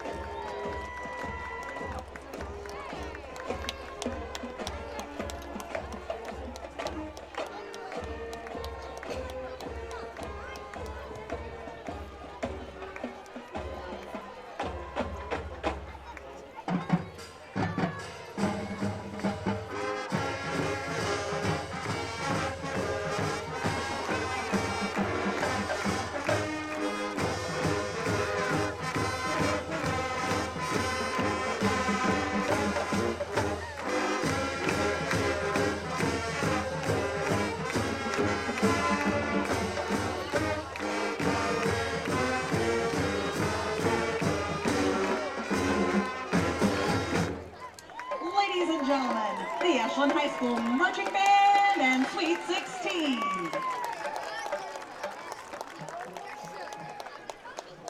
Thank you to Datkuliak Enterprises for sponsoring pizza for all our bands tonight. And also, a thank you goes out to Goldberry Coffee for providing the coffee being served in the concession stand by the scoreboard. The Ashland High School Marching Band is under the direction of Marty Kroll. Assistant directors are Cameron Diedrich and Stacy Hendricks, with percussion instructor Adam Kine and maintenance supervisor John McQuaid. Sweetie advisors are Melissa Merkel and Ann DeHinden, with choreographer Jordan Sample.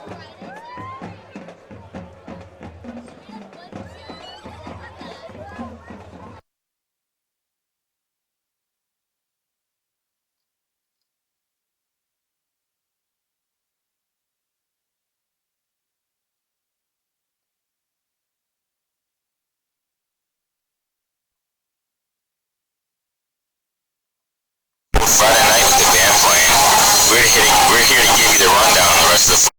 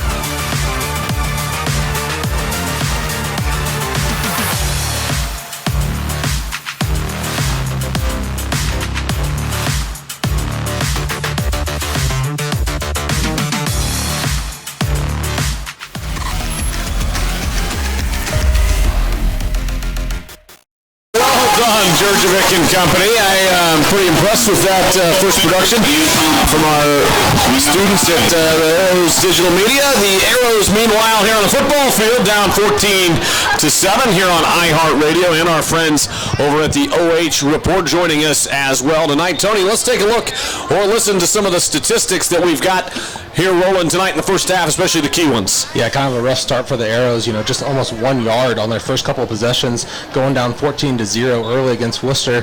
But Arrows kind of finding some rhythm, primarily running the ball, which is something that we haven't seen a whole lot of it. Penalties haven't played a game, so, we got Caden Spots here with 51 yards. Landon McFrederick's added another 19 for 70 yards rushing, probably, the best half that Ashland's had rushing the ball. Worcester General's 173 yards passing, not much success running the ball, pretty typical to their offensive style as well. And really it comes down to 3 offensive plays, passes of 61 and 47 early, which set up touchdowns, and then a late pass for 36. But if you take those away, this is almost just a defensive battle where teams aren't really moving at all. So, Ashland's going to come back out, reestablish the run, we think, and try to find some ways to adapt, because Worcester is just dropping 7 and 8 guys into coverage, spying a couple of guys against Landon, the quarterback, from scrambling, and kind of making them say, hey, Coach Cedar, find another way to beat us. We're not going to let you throw it deep, and we're not going to let your quarterback run it. Find another way. On the other side of the ball, Worcester's taking shots deep. A couple of shots where our secondary just has played well, knocking passes down. Got an interception by Landon McFrederick off a tip pass, a nice way to just change the momentum of the game. So down by 7, Ashland's going to get the ball. Important first drive. Just 29 passing yards in that first half. That's the number that kind of sticks out most to me, Tony. Yeah, because it's so different from what we've seen from Ashland all year. The number that I think we can be proud of is the 0 number of 0 turnovers. So we're not really finding a whole lot of success throwing the ball. We've also not made the mistakes. We've thrown 2 interceptions against Mansfield in the fourth quarter. We threw 2 interceptions in the first quarter against Lexington. If that were to rear its ugly head, this game would turn really quick. So, yeah, even though we're not getting the production through the air, we're still finding ways to move the ball. Just 99 yards, offensively, not an impressive number. But in the end, the score is the only thing that matters. 14-7 here at Community Stadium. Brandon Wells and Tony Van Dyne about to get rolling here in the second half, Tony. And I'm really curious to see what kind of adjustments are made offensively for the Arrows as Landon McFrederick and this offense go out there with under 100 yards total. And the Wooster squad comes out, both teams trying to make the playoffs here tonight to reset the whole storylines for both teams. Win and they're in, lose and you're out. Yeah, Ashland sitting at number 17 already out, would get absolutely no points additionally with a loss there. Hang your pads up, go play some basketball and wrestle. For Worcester, kind of the same story. They're sitting right, on the bubble that, without a win tonight, they're looking at not making the playoffs and doing the same thing. So both kids, specifically the seniors here on senior night here in Ashland, Ohio, playing for a lot. Arrows will receive. Back deep for Ashland. And it is Boyd and Luke Bryant. Luke Bryant deep for the Arrows inside the 5. Andrew Rader. Drew Rader will boot it away from the 40 on Worcester's side. Well, here we go, Arrows. Here's your chance to keep your season rolling. Ball is kicked deep. Luke Bryant is going to go back, and it goes out of the end zone, just barely inside the pylon, and it'll be a touchback for Ashland. Yeah, just another yard to the side, and that would have been out of bounds. But, yeah, great directional kick into the end zone. Yeah, probably a kid going to be kicking off on Saturdays next year. Arrows offense takes the field here, down a touchdown. No turnovers in that first half. Good job of managing there by Landon McFrederick, I should say. Yeah, I mean, we've seen some more offensive guys. Austin Downing getting some more playing time. Colton Johnson, again, out with a shoulder injury, probably done for the season.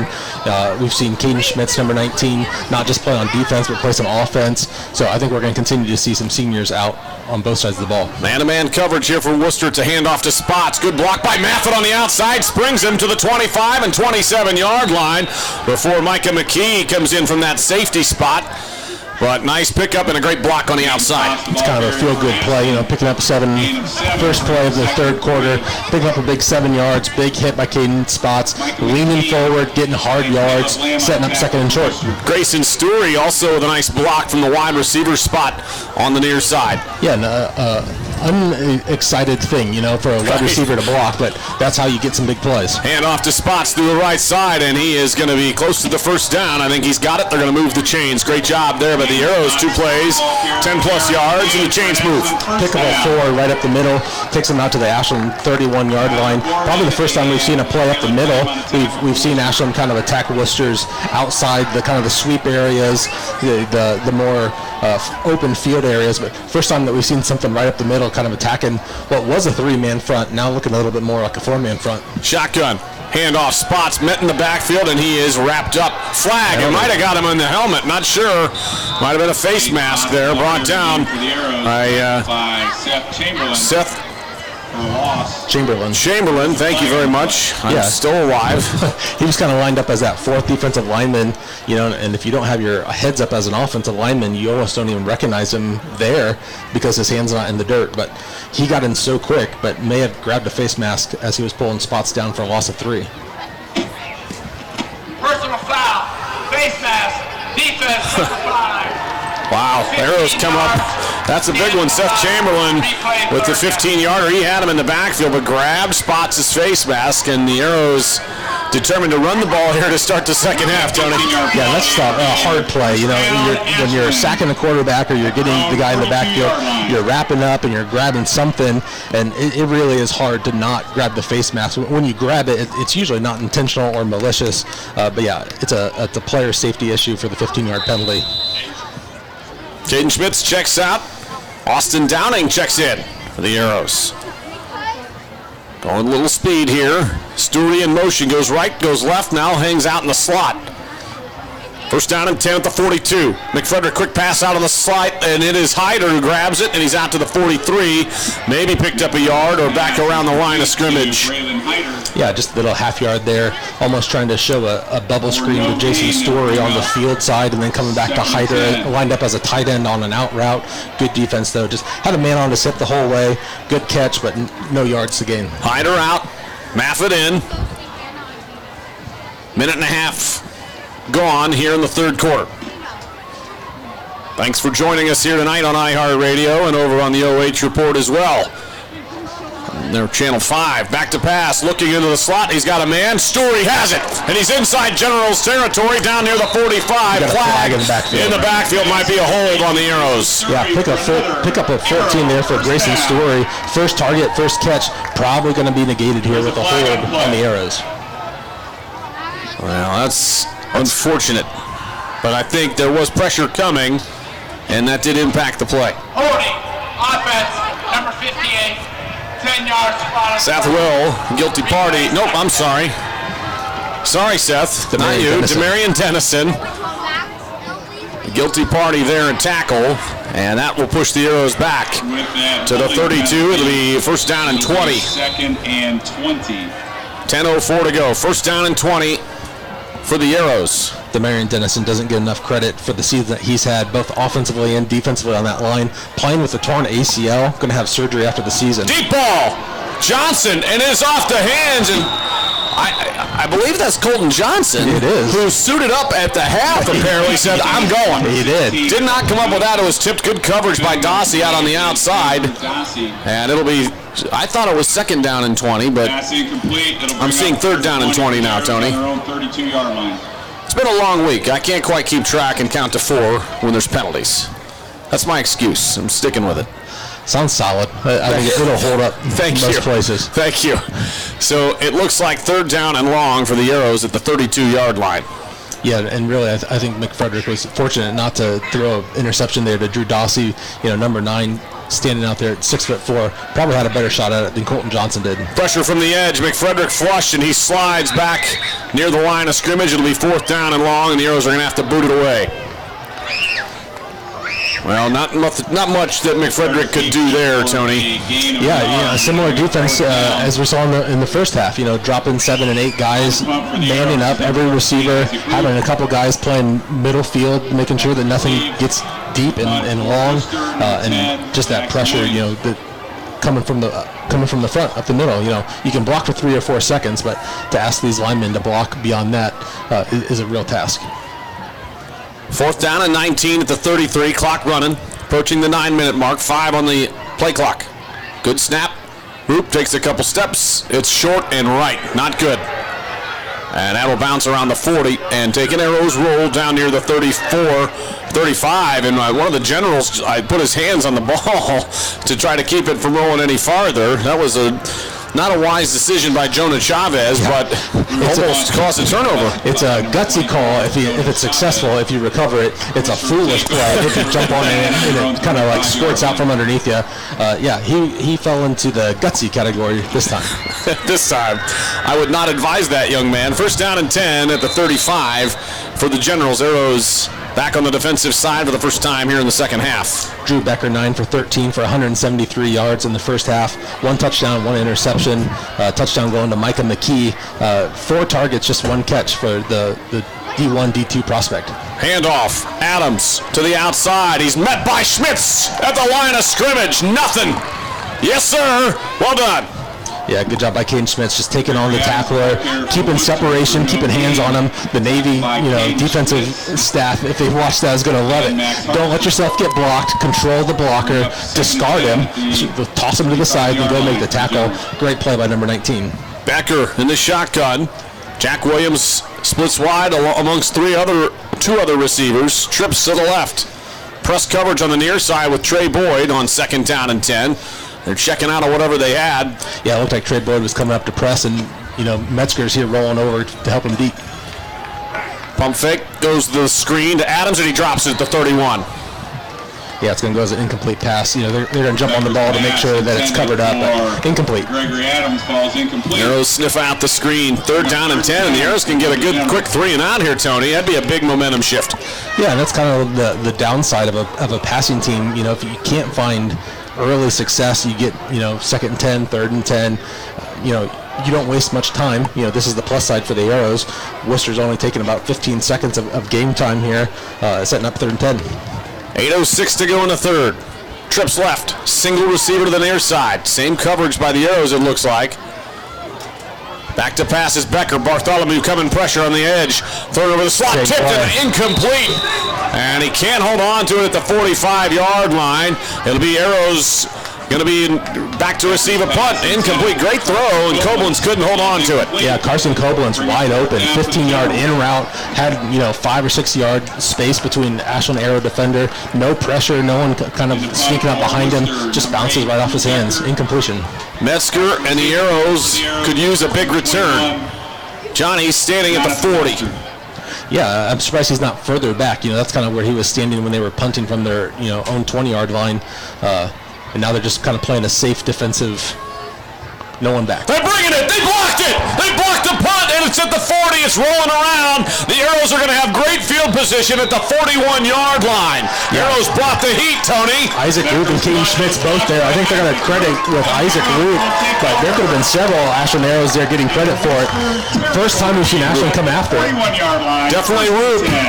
Isaac Roop comes right up the middle, and that long-armed defensive end comes up with a big block, and that will give the Arrows some momentum and great field position, more importantly, Tony. Yeah, starting off on the Generals' 41-yard line, just 41 yards to go to find touchdown, good chance here to take a shot deep, if you can find man-to-man coverage, if there's no one playing deep, Metzger's still playing with that broken thumb. Colton Johnson now suited up in the second half.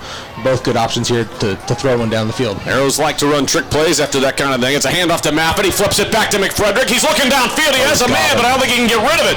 He rolls right. Not much there. He's going to throw it downfield and out of bounds. Man, Metzger was open. He was. Good pressure that kept McFrederick from getting rid of the ball. Well, there it was, Tony. And there might be a flag on the play. The officials are getting together. There is a flag on the play. I didn't see the laundry. Yeah, anytime you hand off the ball and then it gets flipped back, your eyes just kind of span the whole field, in the box, and you kind of start looking like who's wide open. And sure enough, number 21, Metzger, was about 40 yards down the field, wide open, but just couldn't get it away with the defensive pressure. And we'll see. Illegal formation, offense.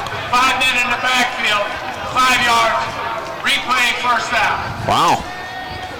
Okay, well, they're going to replay it. Metzger was in motion, and the officials The Arrows coaching staff is not in agreement. We'll just say it that way. But, it's a loss of 5 yards, but you still got first down, Tony, so it's not all is not lost. Yeah, and you'd obviously always like to make the completion and make the big play. It almost doesn't feel as bad, though, like when you get a big 40-yard play and you have to walk it all the way back, than just to say, incompletion, but we had a penalty, so we get to do first down again. This time at the 46-yard line of the Generals. Yep, first down and 15. Spots in motion. Handoff to Spots around the right edge. He's got to get to the corner, 45-40.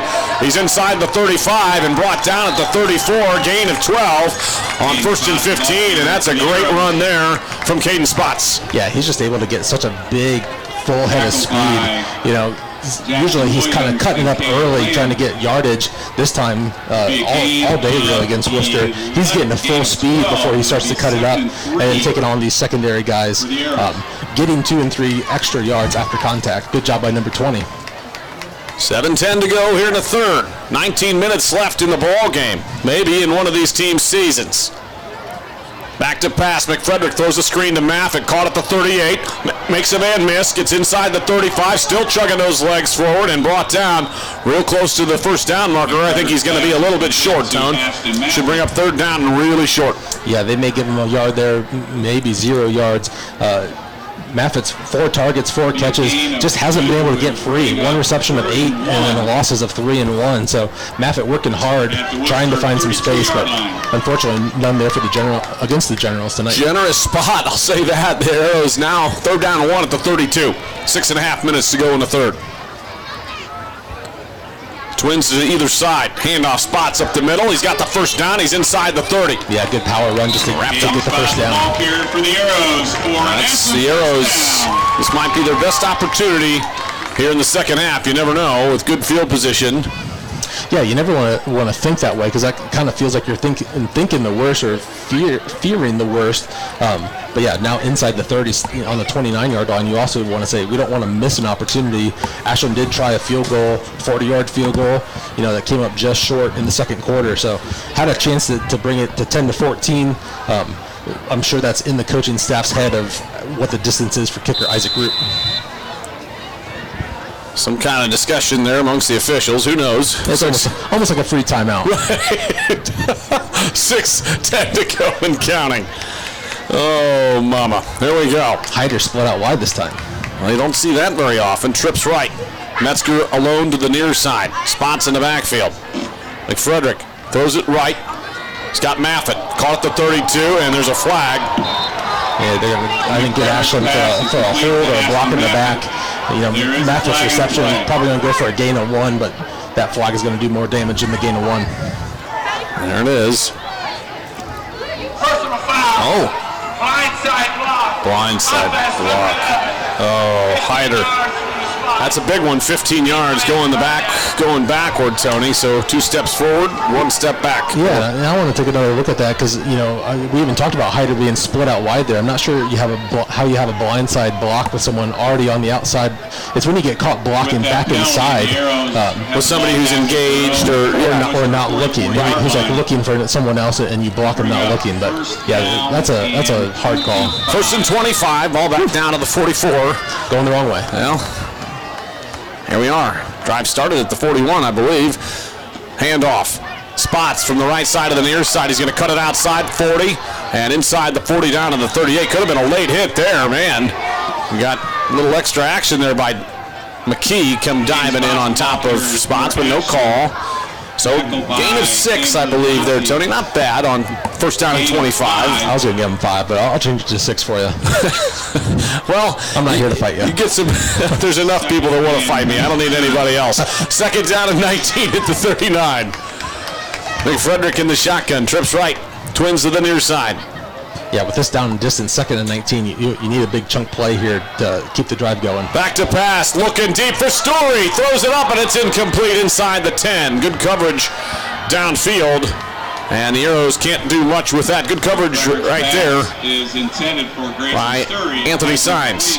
Yeah, first target for Grayson Story, who's come up really big the last couple of weeks. At Lexington, he had a gain of 30 and had the winning touchdown with just 15 seconds to go. This time, maybe just jumped just a bit early, but trying to make the play one-handed. Good defensive coverage. he had his man-to-man coverage. You know, I'm not going to argue that, but now you're bringing up 3rd and 19. You need to get a big 10, 15 here to even think about going on 4th down. Twins to the left, Twins to the right. Stuck in the middle with you. McFrederick back to pass, looking over the middle. He's got Metzger.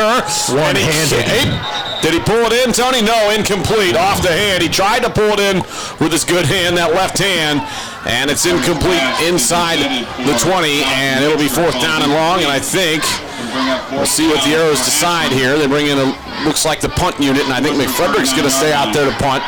Yeah. They like to use him in this shorter punt kind of coffin corner concept. Anytime they kind of get within the 40 or even on the inside the 50, you know, Landon's done more of the punting. Isaac Group's kind of your long ball hitter that has the potential to hit it 43, 45 yards.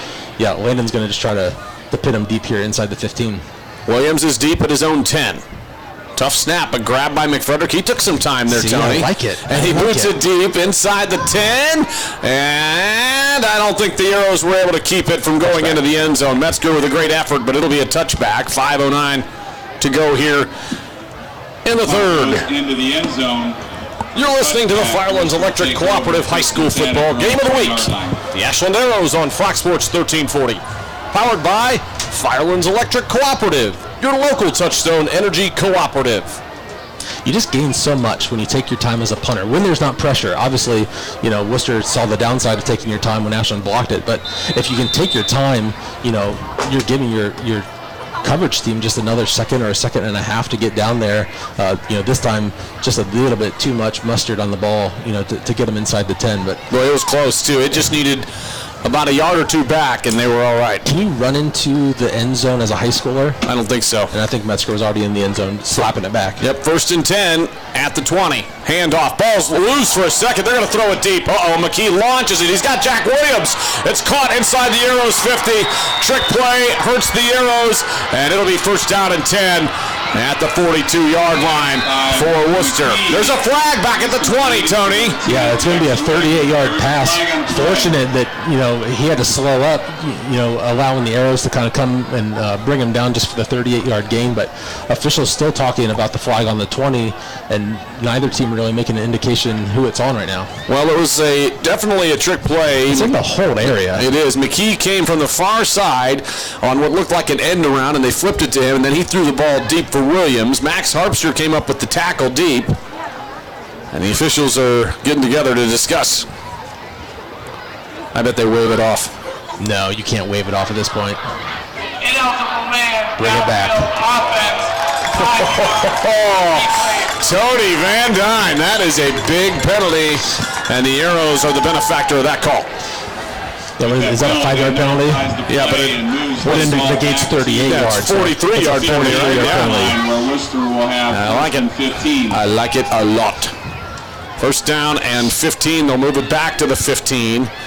And, you know, when you pull those bullets out, those trick plays, you don't get many opportunities, right? And again, this is like when Ashland tried it. Ashland was unsuccessful and had the penalty. And again, I said, like, it's a bummer, but because you didn't get it, it doesn't feel like a double negative.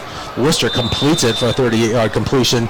Offense down there, high-fiving. This feels great. And then all of a sudden the ref shows them the yellow flag, and they take the slow walk back all the way back to the 15-yard line. Max Harpster is matched up with Micah McKee, 5'5" against 6'4". Oh, boy. Yeah, they're doing a good job of rolling secondary help though over the top. Hand off to Adams, and he is met, and the ball's loose! And a flag. There's a flag down at the 19. The ball was loose. I don't know who came up with it, but I think we're waiting for a signal, and I think they're going to keep it with Wooster. Caden Schmitz came up with a big hit. He just got drilled. Boom! Well, there you go. Yeah, no chance of hanging on to that football. That's why the Navy midshipmen have recruited Mr. Schmitz. Looks like they're going to get a block in the back. Well, this is trending poorly for Wooster and well for Ashland here so far in this drive. Arrows down 14-7, 4:55 to go in the 3rd. Offense, number 66. That's the distance. That's Graham Dixon, the left tackle. Yeah, now inside the 20, we're going to go half the distance. So it's not a 10-yard penalty. It goes as a 7.5-yard penalty. Puts them back at the 7.5-yard line. I never quite understood that. Why wouldn't you just penalize them the whole way? What's the purpose behind that? I mean, at some point, if you're on the 4, do you give them a safety on a 5-yard penalty? Well, that's where you just put the ball at the 1, right? And then you say, because a hold in the end zone is a safety. It's a safety. We've seen that this year. 4:55. We've seen a lot of crazy stuff this year, folks. 14-7. Arrows down. 4:55 to go in the third here at Community Stadium. Playoffs on the line tonight. Becker back to pass, looking downfield, looking. Throws it away. No, caught on the outside at the 15. There is a flag at the 1-yard line, Tony. They're going to have to call that. I think that's a flag at the 1. Demarion Dennison just got great pressure up the middle, got tackled. Again, quarterback Drew Becker trying to extend the play, trying to give his guys an opportunity to get downfield. Is that a towel or a flag? It must be a towel, Tony. And one of the Wooster Generals going back to pick it up. Well, so they pick up a few yards, and it'll be 2nd down and 16 from the 14-yard line. 4:47 to go as they completed that pass on the outside. Missed penalty there. Becker in the shotgun. High snap. Here comes pressure. It's a screen caught by Adams at the 10 to the 15. Now he's brought down short of the 20. Braylon Hyder, first man in on that one, and Bryant Haase as well in on the tackle. Yeah, pick up a 5. His first completion, second target. Still just not a whole lot going on. But when you start 1st and 19, you get a couple completions, still setting up a big 3rd and 11. Arrows. 3 down linemen. Big 3rd down, 3rd and 11. 4:10 to go in the third. Trips to the near side, single to the far. Ball at the 19. They got to get to the 30. Shotgun snap. Here comes pressure. He throws it over the middle. Caught at the 30, maybe just short. So short. We'll see where the line is and where they mark it. The near side official is at the 29, and they're going to mark it at the 29. They're a yard short, Tony. Yeah, unfortunately, in the first quarter, Zach Harpster did a great job of getting the distance that he need and then sitting down. That time, just coming up a yard short, but Generals coming in here looking like they go for it on 4th and 1. The run stoppers are in. 3 down linemen, 4th down and 1. There might be a hard count here too, Tony. Yeah, I think you just hold tight. Becker could pooch it as well. Bad snap, he is going to pooch it. It's short. It's a horrible punt. Complete shank. It's got backspin. Watch out, boys. Get out of the way, Trey, and it's going backward. The Arrows are going to have it back at the 29 or maybe the 30. It's a 0-yard or a 1-yard punt, Tony. Yeah, that's not going to do good for the average. Trying to get the Viper punt with no one back. Typically, the quarterback just 5 yards back can take the snap and get a Viper punt off. Just a quick punt and get the roll. But a little bit of pressure got into Drew's face. He just hit it straight up. You could see the backspin. We could see it back from up here, and it rolls right back to the line of scrimmage. Devastating for the Generals. You only get so many opportunities like this, and we've gotten a couple here already in the third. The Arrows need to take advantage of one, or they're going to run out of opportunities. Yeah, when you start off on your opponent's 29-yard line, points are a must. There we go. McFrederick in the shotgun. Man in motion is Story. Play action. Rolls right. Schmitz is in there to protect. Rolls right. Now he's looking downfield. Nothing doing. Throws it up for grabs and out of bounds. This defensive scheme is just giving McFrederick some fits, and the Arrows have not been able to do anything in that mid-range like we talked about at halftime. Yeah, Ashland's almost taken the concept of let's add some more protection to actually give Landon some more time. So if there's not a lot of pressure, bring in 3 or 4. Let's bring in some more guys and let him sit back there for 6 or 7 seconds. The problem is the receivers still aren't getting open. Story and Downing split wide right. Maffett and Metzger to the near side. McFrederick in the shotgun with Spots. 2nd down and 10. Play action. Throws it to Maffett. Caught at the 31. He's inside the 30 and down near the 25. See where they mark it. Pick up a 3. So 3rd down and 7 coming up for Ashland. Just not a lot there on the quick screen plays, which almost function more like a run play than anything for Ashton Maffett. But yeah, just not able to make a big... Same play to the right side. Maffett fumbles it. Falls loose. Wooster has it at the 25. And a whistle. And it is going to be Wooster ball. No flags.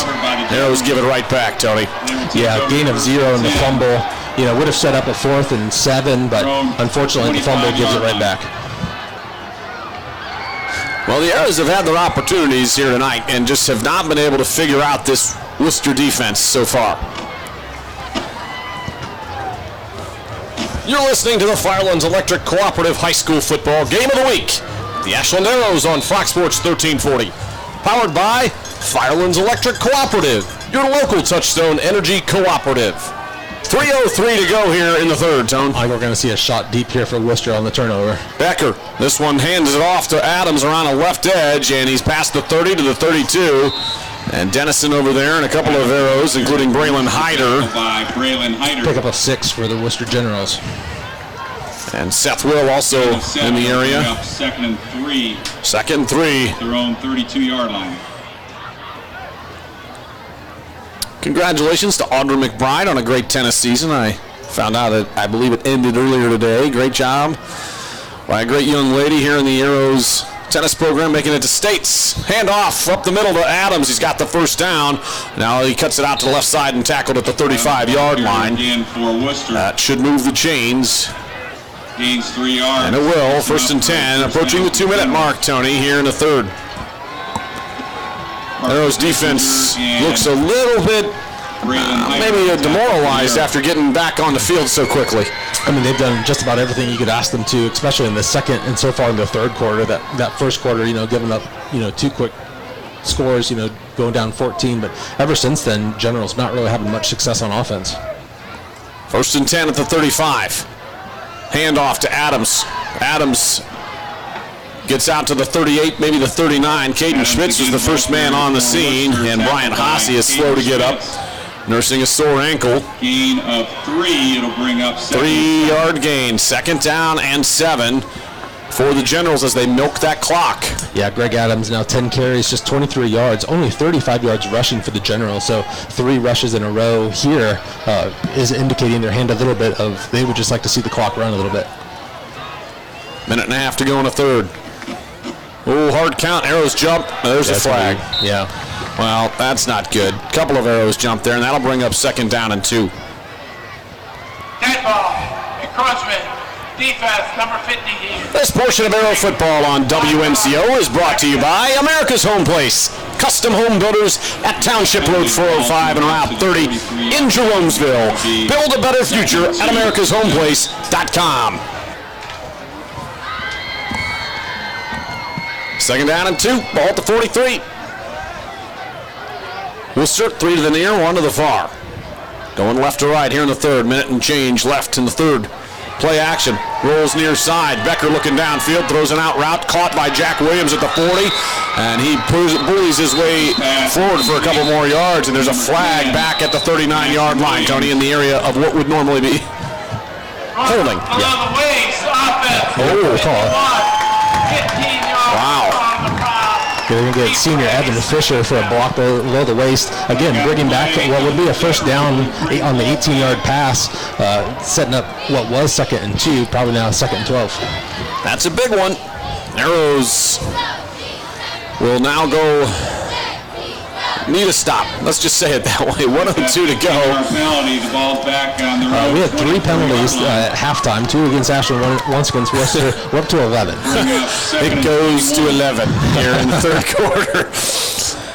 All right, 1:02 to go in the third. Second down and 21 as Becker comes in with the that penalty happened 9 yards in the backfield. So from the spot of the foul, you go from second and 2 to second and 21. Good opportunity here for Ashland.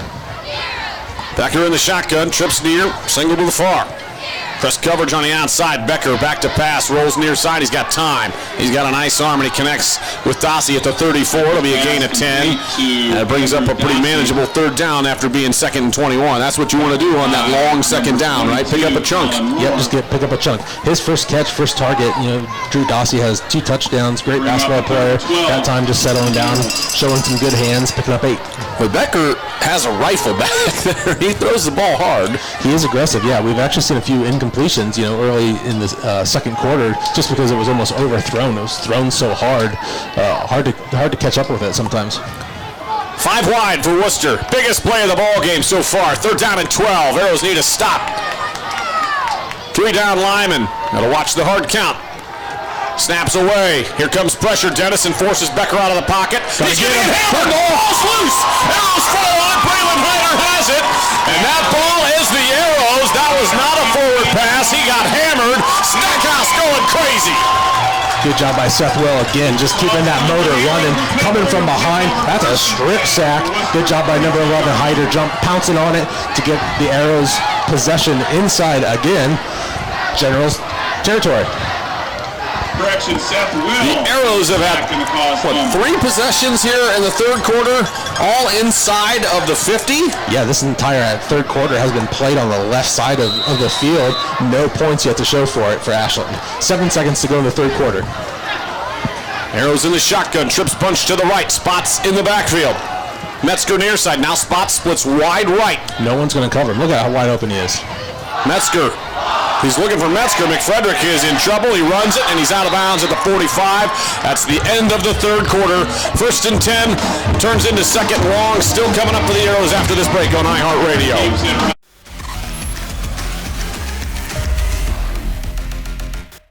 Instead of paying for some big-name spokesperson, Kasasa Checking gives that money back to you in cash rewards. In fact, you just bought me this cup of coffee. See how that works? Amazing! Free checking, cash rewards. Take back banking with Kasasa. Since 1974, Simonson has helped their clients stay on target to meet the goals and deadlines for their projects. From concept to completion, Simonson can design a plan and build a path for success. Let Simonson Construction turn that vision into a reality.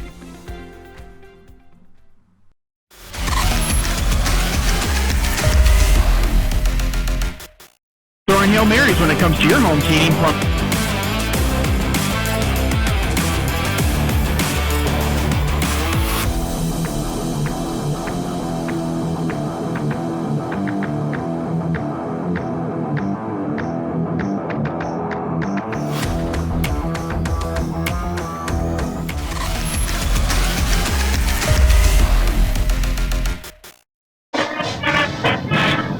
Back here at Community Stadium, Arrows with the football, 2nd down and 12.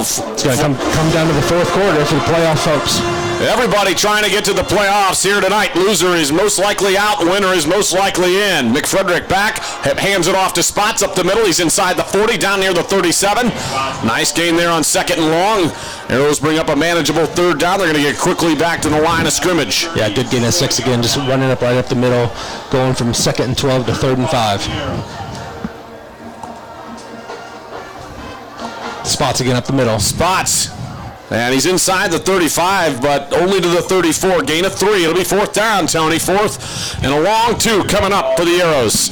Yeah, I think it's all green light to go for it here on 4th down. 4th and 2. Arrows need the 1st down in a bad way. Colton Johnson with a bad shoulder. Actually suited up at halftime, going to check out. Hyder coming in. Went full on Willis Reed out there. I mean, you can only stand on the sidelines so much, right? That's right. Because he knew he could play with that shoulder, but he also knows he's probably in a lot of pain. Here we go, 4th down. It's a big one. 4th and 2 at the 34. Under 11 minutes to go here at Community Stadium. Arrows really need a conversion. Handoff, Spots, and he is met in the backfield. Nothing. And that will turn it over.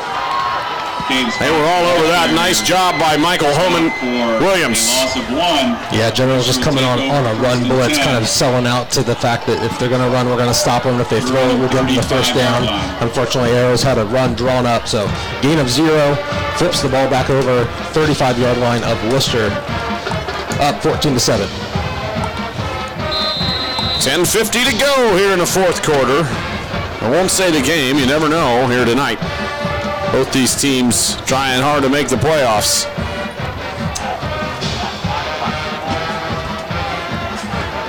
In the shotgun, Becker.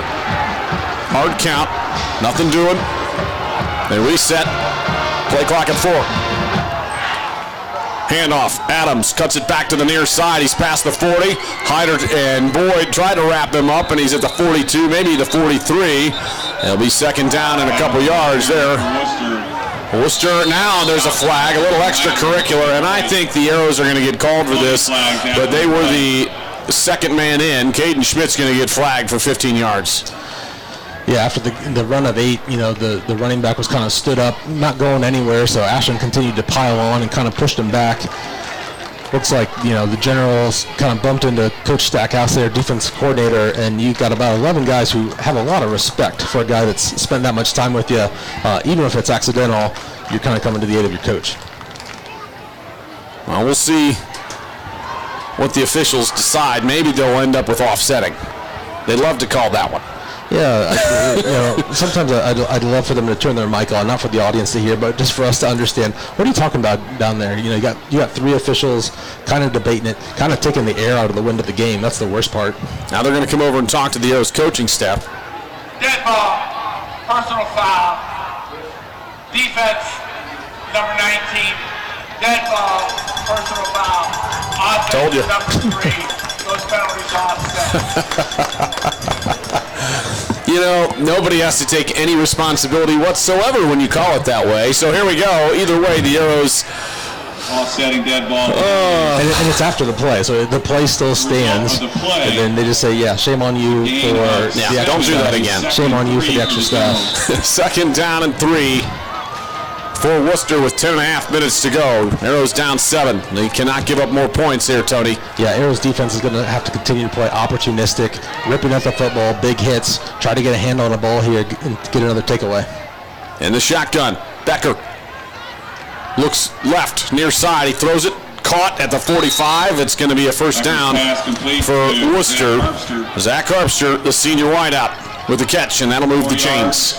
Zach Harpster having quite the game. 4 targets, 4 catches, 111 yards. He had the big one on the first drive of the game for 61. Had another big play of 36. A couple more just small ones, but pretty good game here for him.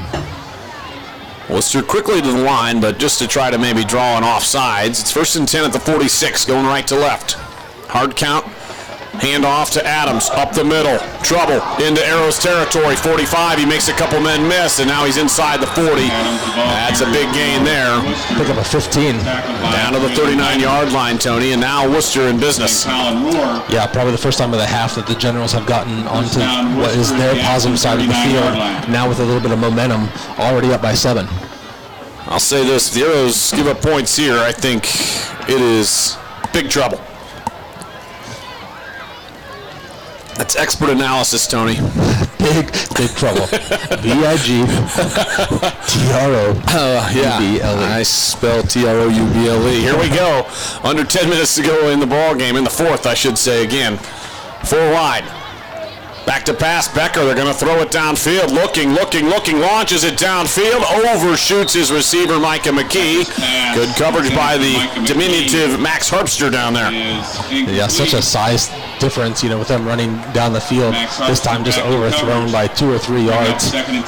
Almost a one read. He had predetermined that, before the play even started, that he was going to throw that post down the middle, incompletion. Now this is probably the set of downs where you need to come up with the stop, right?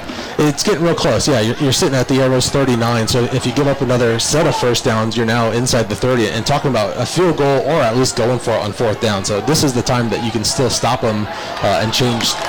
Hand off to Adams, and he is ripped down by Seth Will. I tell you what, Seth Will is playing possessed football out there tonight. Great job. 1-yard gain, 3rd down and 9, and a big play coming up. Yeah, Seth Will probably 2 or 3, tackles for a loss, sack already on the game. He gets credit for a forced fumble. Just having one heck of a game here on senior night. Hopefully not his last game as Arrow. 9:15 to go in the 4th. Arrows down 7. Ball at the 38. 3rd down and 9. Trips right. Single receiver is McKee to the near side. Adams in the backfield. Arrows press coverage on the near side on McKee. Back to pass, pressure coming up the middle, throws it over the middle, wide open at the 28, caught, and a first down at the 25 for Wooster. And that's Zach Harpster with another big catch, and that moves the chains, Tony, and that is a backbreaker on this drive. Yeah, Ashland bringing pressure right up the middle from that middle linebacker position. Exactly the same spot that Zach Harpster went to kind of sit down right in the middle for a pickup of 13. Hand off to Adams, no play action, rolls right, throws it downfield, open at the 10, caught by Jack Williams, I believe, out there. Yep, gets both feet in, and it's going to be another first down in goal. Pick up a 16 there for Jack Williams, his 4th catch of the game. Luke Bryant checks out. Parker Grisinger checks back in. Hard count. Tough snap, handoff to Adams. Trouble left edge, inside the 5.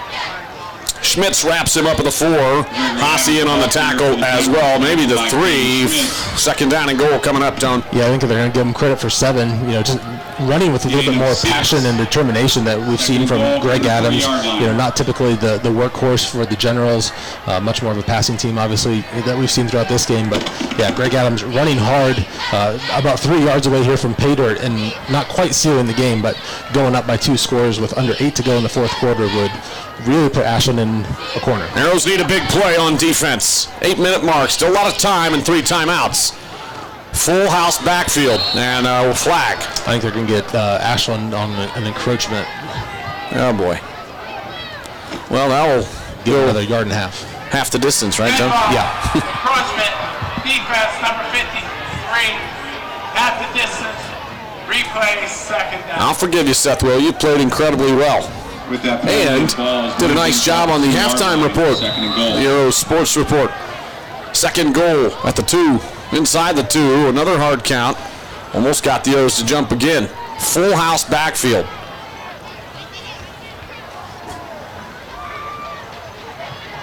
Back to pass instead. He's in trouble. Pressure comes. Ball's loose. Ball's loose. The Arrows got it. Haase strips it. Comes up with it at the 10. Holy cow! You said they needed a big play. I'm not sure anyone was thinking, hey, let's get a strip sack for the second fumble. Why are you throwing the ball at the 2-yard line? I don't know. Haase just beating his defender on the outside, getting his hand on the ball. Quarterback kind of carrying the ball on his hip. They always teach the coach is going to yell at him on the sideline, keep that ball up by your shoulder in that throwing pocket, but he drops it down by his hip. Haase slaps it away and gets the recovery. 1st and 10, down by 7. Ashland, 90 yards to go. It's never easy. Winning games on the road for Wooster, winning games at home here.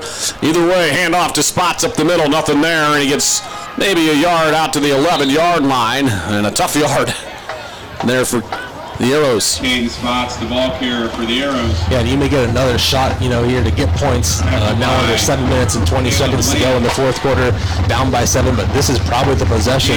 You want to win this in regulation if you can, which means you need to tie it up now, and then try to get the ball back here still in regulation.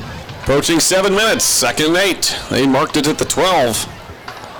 Spots in motion, handoff to Spots. Around the left side, tries to cut it back, nothing there, back to the line of scrimmage. Caden Spots, the ball carrier. 2 runs, by number 20. 2 yards, setting up 3rd and 8. Probably not 4-down territory, sitting on your own 12-yard line.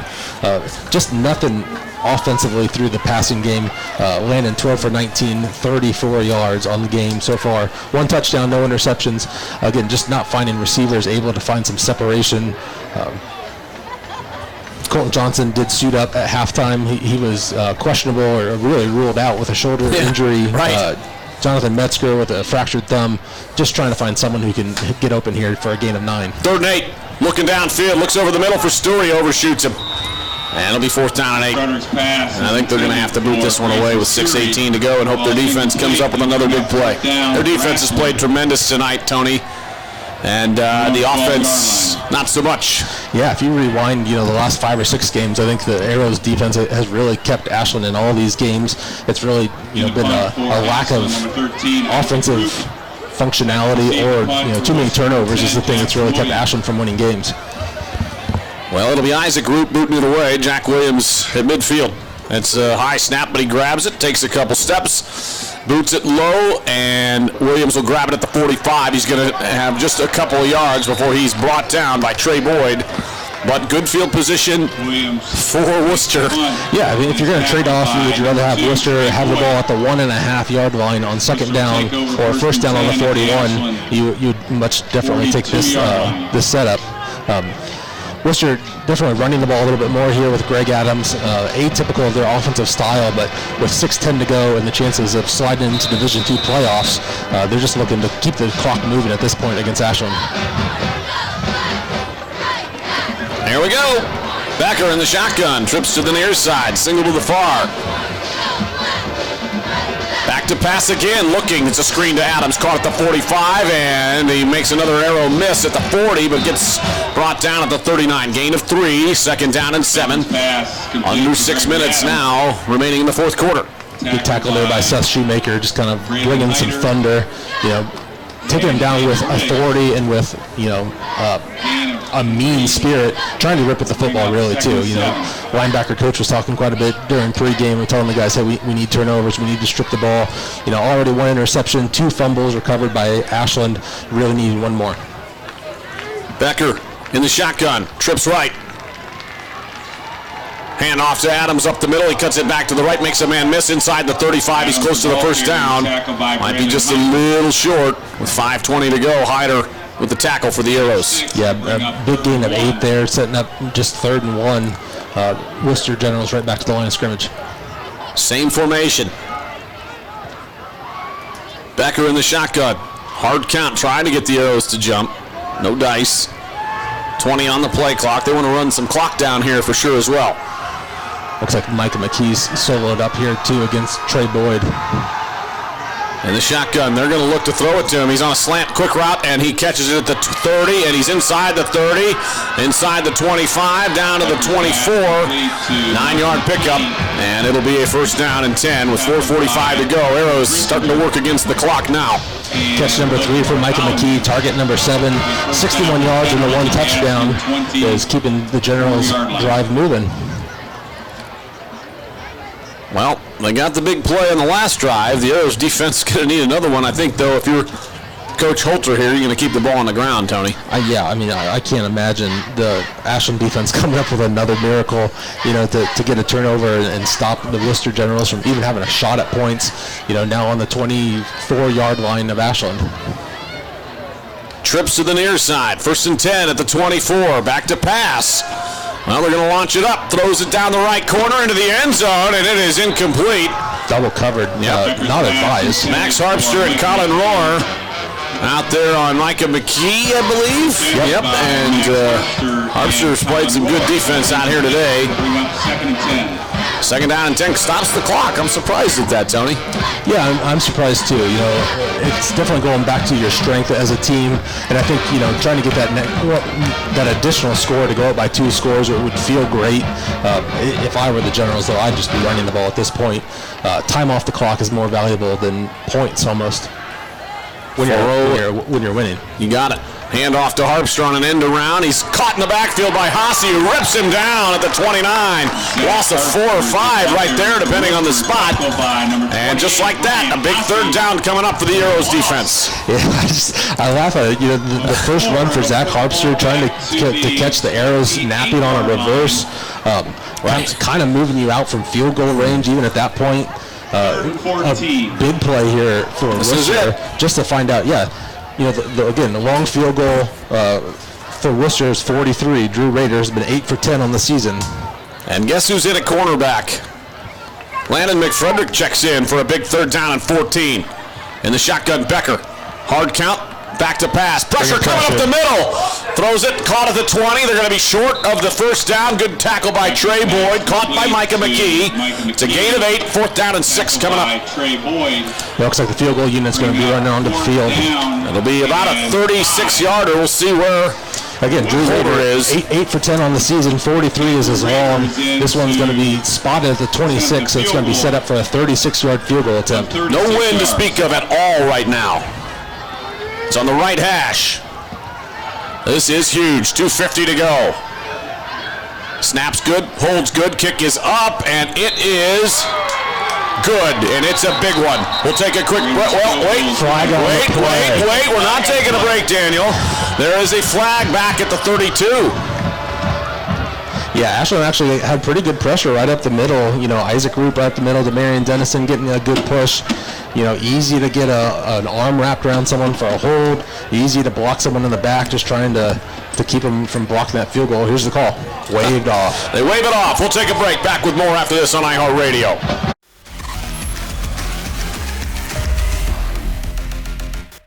Instead of paying for some big-name spokesperson, Kasasa Checking gives that money back to you in cash rewards. In fact, you just bought me this cup of coffee. See how that works? Amazing! Free checking, cash rewards. Take back banking with Casasa. Since 1974, Simonson has helped their clients stay on target to meet the goals and deadlines for their projects. From concept to completion, Simonson can design a plan and build a path for success. Let Simonson Construction turn that vision into a reality.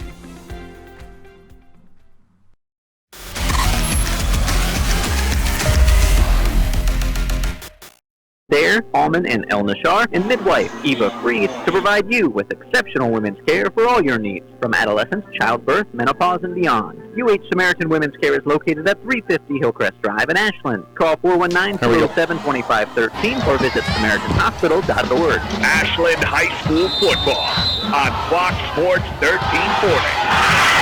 Arrows now down 17-7 after the 36-yard field goal by Rader. And Rader and the Generals kicking it away. Arrows down 10, 2:42 to go in the fourth. Kick to the 3-yard line. Bryant has it. He's going to throw it backward to Boyd. Boyd grabs it at the 6. He's going to take off down the left side. 20, 25, 30, 35. Cuts it back inside. 40, and he's wrapped up right there. So little trickery there, and it works, Tony. And the Arrows with decent field position. 2:30 to go. I said they were going to run a reverse. You sure did. I kind of forgot about the throwback, especially with your backup quarterback back there.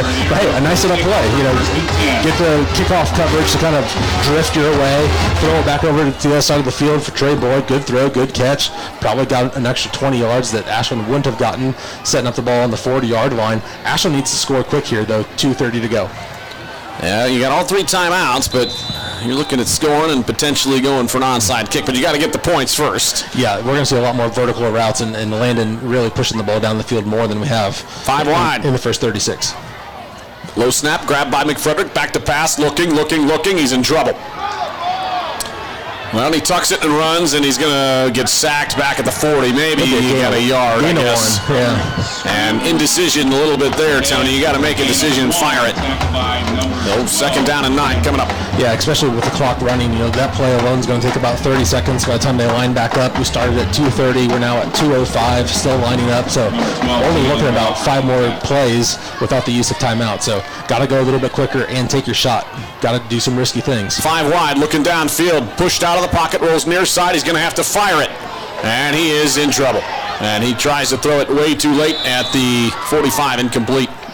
Yeah, good job just getting the ball away. You know, number 2, Trey Boyd, yep. Micah McKee. Oh, I'm sorry. Yeah, Micah McKee in his face, in his grasp, really, and just trying to get away with it. So, incompletion to Grayson Story. More important, 3rd and 10.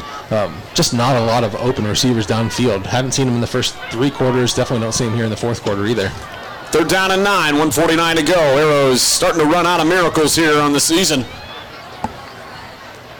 McFrederick back to pass, 5 wide, 3-man rush, looking downfield, throws it out to the near side, spots, grabs it at the 40, and he is wrapped up at the 43, and that will be a gain of 2. It's 4th down, and here we go, Tone. Yeah, now with 1:30 to go, you know, saving those timeouts, trying to think, hey, if we can score quick, we're going to need those timeouts for that second score, but maybe a good opportunity here to take a timeout under 1:28. Holding on to him for now. 5 wide. Can't use them in the offseason, Brandon. That is correct, sir. You, sir, are correct. McFrederick in the shotgun, 4th down and 6. This is it. Arrow season hanging in the balance, looking downfield. He's got Metzger caught at the 38, inside the 35, 1st down and 10. Why wouldn't you go to Johnny Metzger for a pickup of 21? Fractured thumb or not, he's going to catch it. Pickup of 21. Arrows quickly to the line of scrimmage. They're trying to set the chains. 1:05 to go, and a whistle and a timeout. Or the clock should stop during the setting of the chains. Timeout, Wooster. Worcester calls timeout to get their defense set. Clock stops during the chains, It yeah? stopped, and then it seemed like it started kind of quick, but that's okay. That's not okay. Well, 1st down, 10 at the 33. I got nothing, Tony. Find all the scores from football Friday night on the North Central State College scoreboard at our website, WNCOAM.com. Brought to you by North Central State College. NC State can change your life and prepare you to change the world. Well, 1:04 to go here in the ball game in the 4th quarter.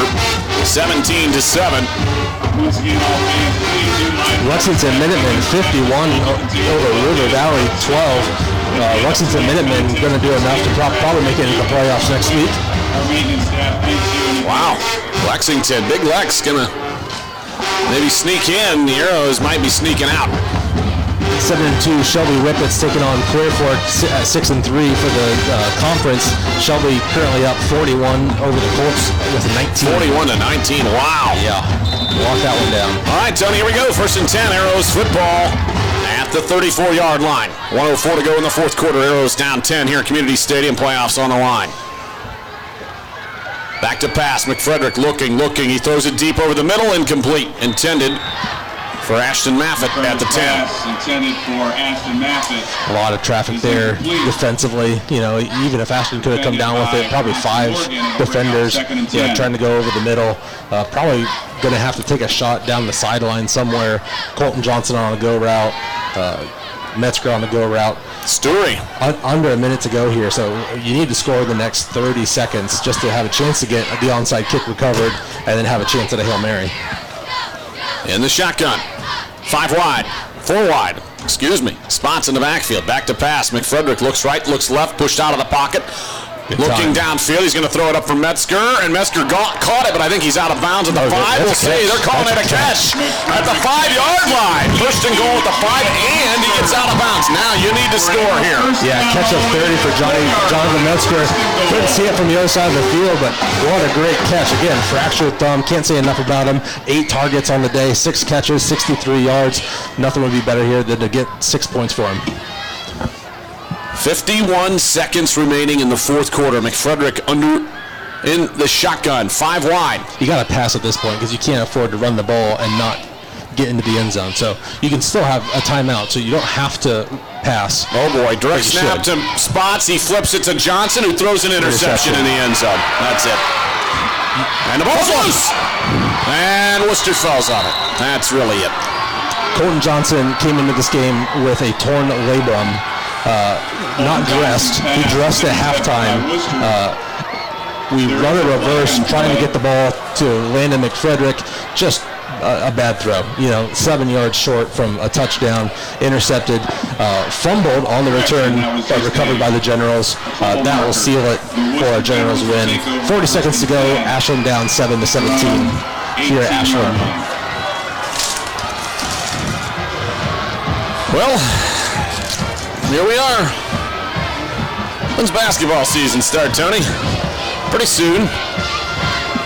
This is going to do it. On the interception for the Generals. 40 seconds remain.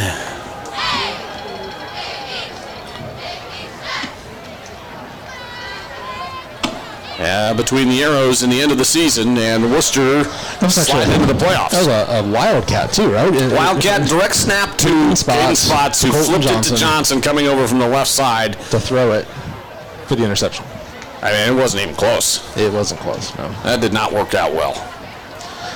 Worcester coaching staff out here talking to the umpire. Not sure why he's even worried about it. Up by 10. He just got possession of the ball. Austin Holder. Tony, go let those gentlemen out. I think they got trapped. I'm not sure what happened. Tony's over talking with the Worcester coaches. And 1st down and 10 at the 18.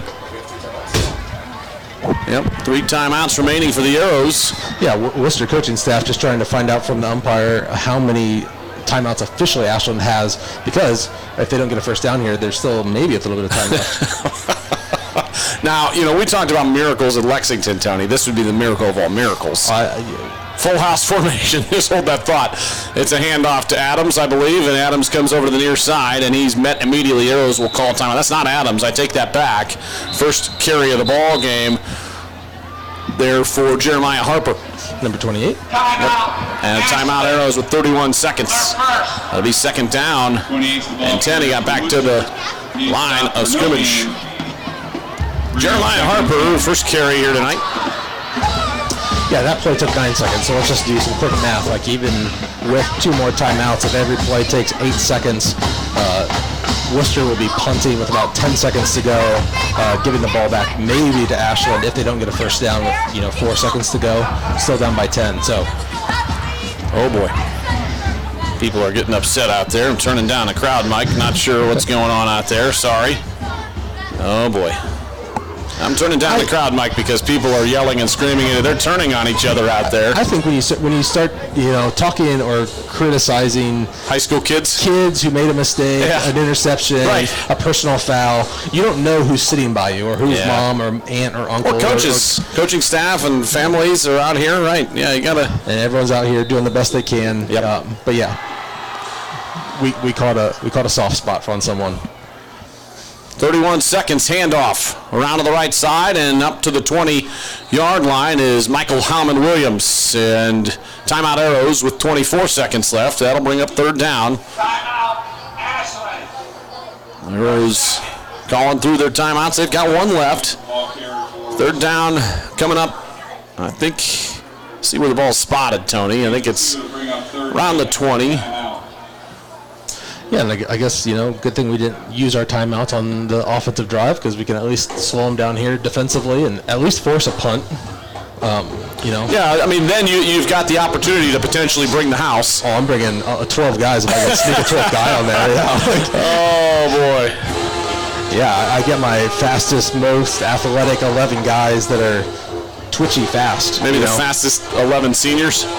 Oh, I don't care if they're a senior at this point. I need a block punt. And even with a block punt, even if you can get it and get the touchdown, you still need an onside kick. Oh, I mean, you're just running out of time. Like, the math here is getting hard. I think it's impossible. It's not impossible, Tony, but the math is getting challenging. I think it's impossible, Brandon. I'm gonna use the word. Never say impossible. Man, prove me wrong. Prove me wrong, Arrows. Here we go, boys. Third down and 8. Arrows need a stop here. Handoff. Up the middle, met immediately in the backfield, and that's Caden Schmitz. They need to bring him down to the ground, and finally they blow the whistle. And there's 16 seconds. It'll be fourth down. Arrows call their last time out. We'll keep it here. It wasn't a great snap. I actually forgot about the bad snap that could have gone over the quarterback's head. So, yeah. That was play start at 24 seconds. Now we're at 16 seconds, down by 10. Going to bring up 4th and 8. So a punt scenario for the Generals. Well, now you bring the house, like you said, right? Worcester coaches have already packed up. Like, they are done coaching. They are halfway to the bus right now. They almost broke the window between us. Yeah, that was an interesting first half. end of the second quarter, my friend. Yeah, well, this one's going to potentially go down as a tough loss and kind of a tough season. Those, if they can't come back, will finish 3-7. Here comes Seth Will, Haase, Hyder.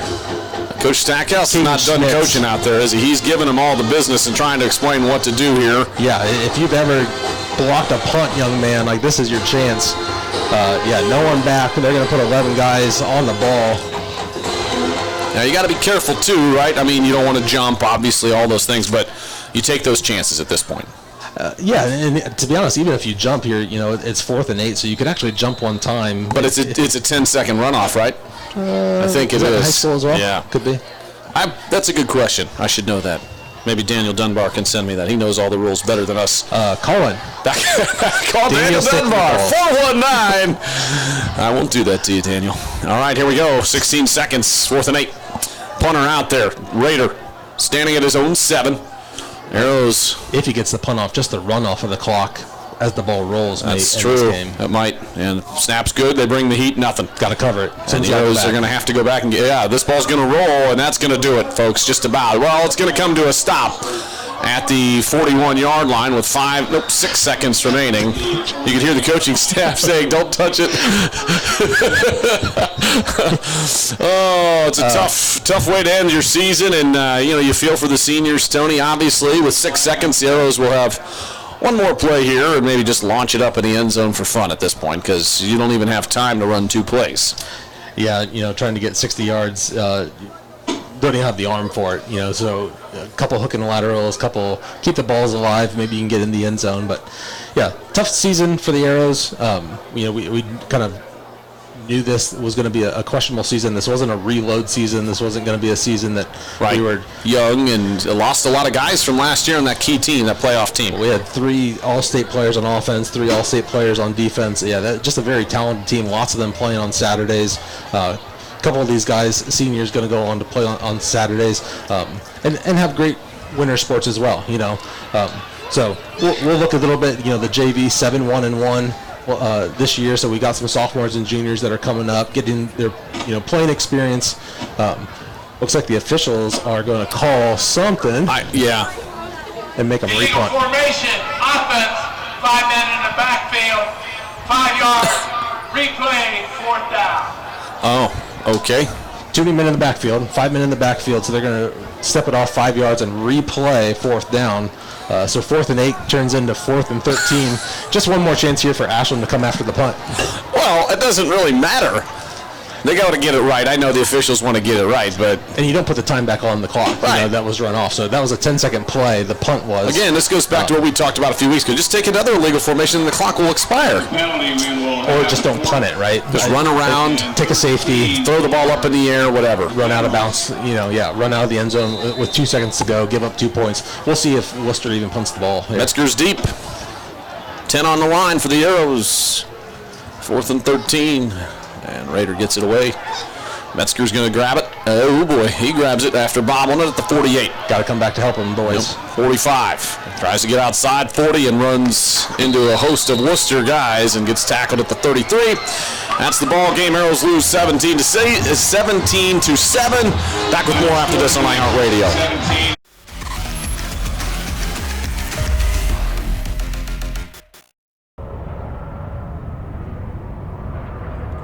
Man, what should I listen to on the OH.Report today?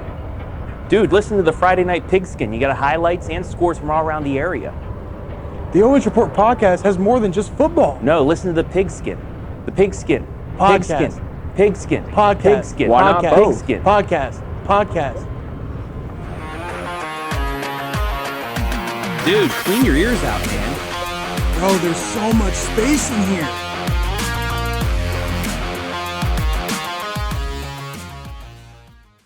Instead of paying for some big-name spokesperson, Kasasa Checking gives that money back to you in cash rewards. In fact, you just bought me this cup of coffee. See how that works? Amazing! Free checking, cash rewards. Take back banking with Kasasa. Since 1974, Simonson has helped their clients stay on target to meet the goals and deadlines for their projects.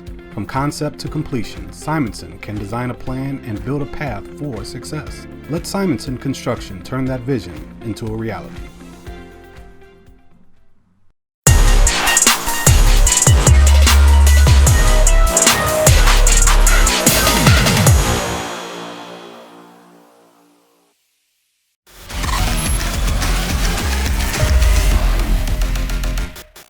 Day, bad day at the office?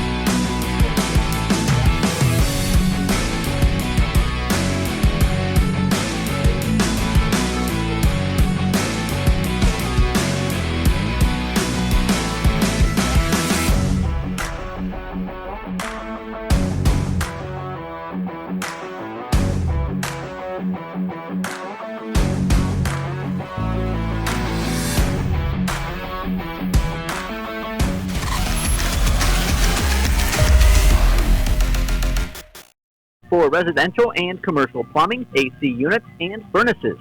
Speaking of furnaces, now is the time to service yours, or maybe even time to talk replacement. Shakley is a trained comfort specialist dealer. Go to ShakleyMechanical.com for your free estimate on new equipment. Ohio license number 30003. Ashland Arrows football with Brandon Welch and Tony Van Dyke on Fox Sports 1340. Well, thanks for tuning in here this season and tonight on iHeartRadio, and also tonight on the OH.Report and various broadcasts this season. Thankful for that. And let's take a look at the stats, Tony, as we wrap up this one and put a bow on it. Yeah, just offensively, Ashland outgained 325 Wooster to Ashland's 199. Ashland just could not get anything going in the passing game. Kind of the key way that Ashland wants to move the ball, just 87 yards, one touchdown for Landon McFrederick, one interception accredited to Colton Johnson there late in the fourth quarter, 71 rushing yards for the Generals, 254 passing yards for the Generals. Drew Becker ends the game 19 for 27 for 254 yards, one touchdown and one interception early in the first half. Landon McFrederick goes 15 for 25, again, just 87 yards passing, so just couldn't find anyone open. Favorite target, Johnny Metzger goes 6 for 6, 6 targets for 63 yards. Everyone else held under 15 yards receiving, so just nothing downfield all game.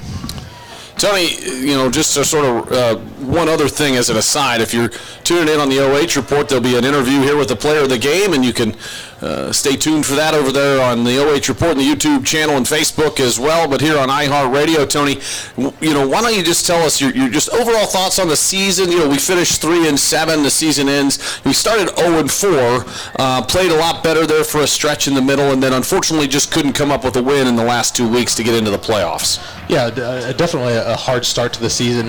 I think there were a lot of questions about the offensive line, defensive line, a lot of injuries, which again, every high school team could kind of say that after, week 10, but uniquely for Ashland, broken, fractured thumbs, torn ACLs, injured elbows, shoulders, offensive line kind of going in and going out. But they kind of found their rhythm in the middle of the season, going into OCC play and taking on Mount Vernon and then Madison, going into Lexington and having a fun coming from behind win there in the fourth quarter.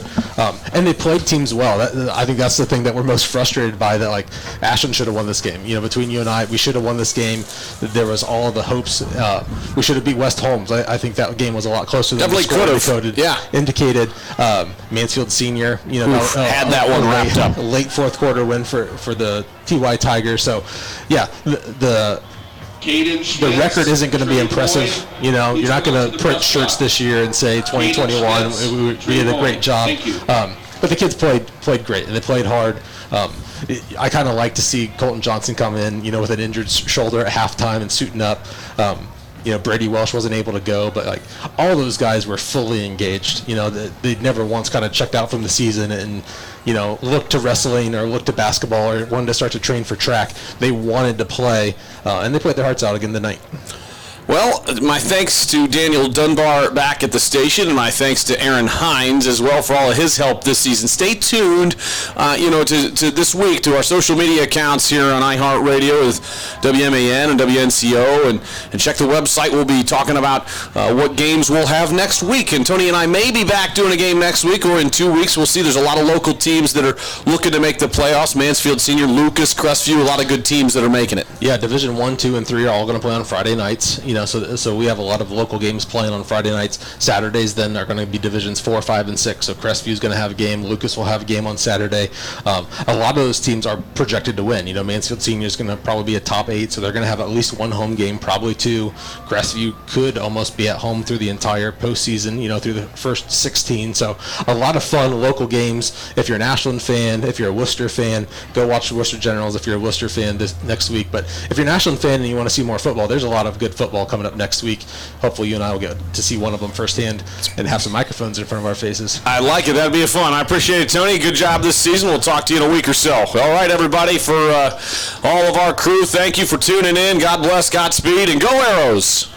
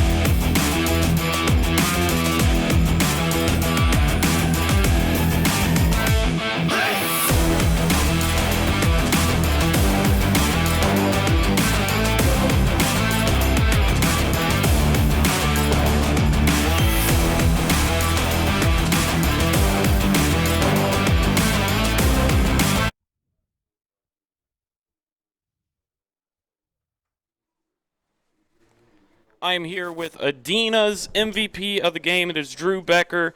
Drew, an amazing game for you so far. We've got you at 19 for 27 for 254 yards and a touchdown tonight. And I had a couple of questions for you that I wanted to throw out to you.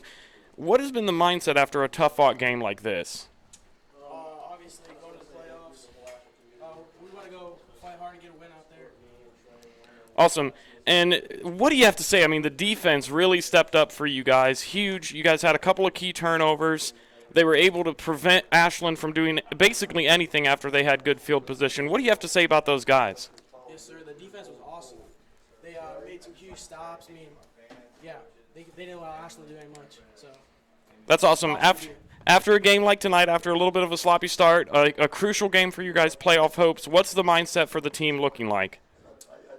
Definitely going to the playoffs. Get one of our first wins in a while in the playoffs. So, yeah, definitely want to go to the playoffs strong. Awesome. Well, thank you so much. That's Drew Becker, 19 to 27, 254 yards. He is our Adena MVP of the game. Thank you and good luck the rest of the way. Thank you, sir. Awesome. We will be right back. You are watching high school football live and free right here on the OH Report.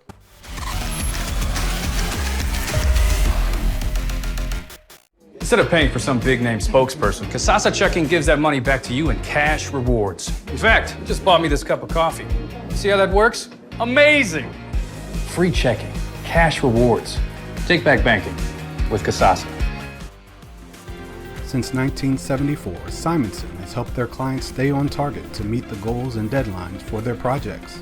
From concept to completion, Simonson can design a plan and build a path for success. Let Simonson Construction turn that vision into a reality.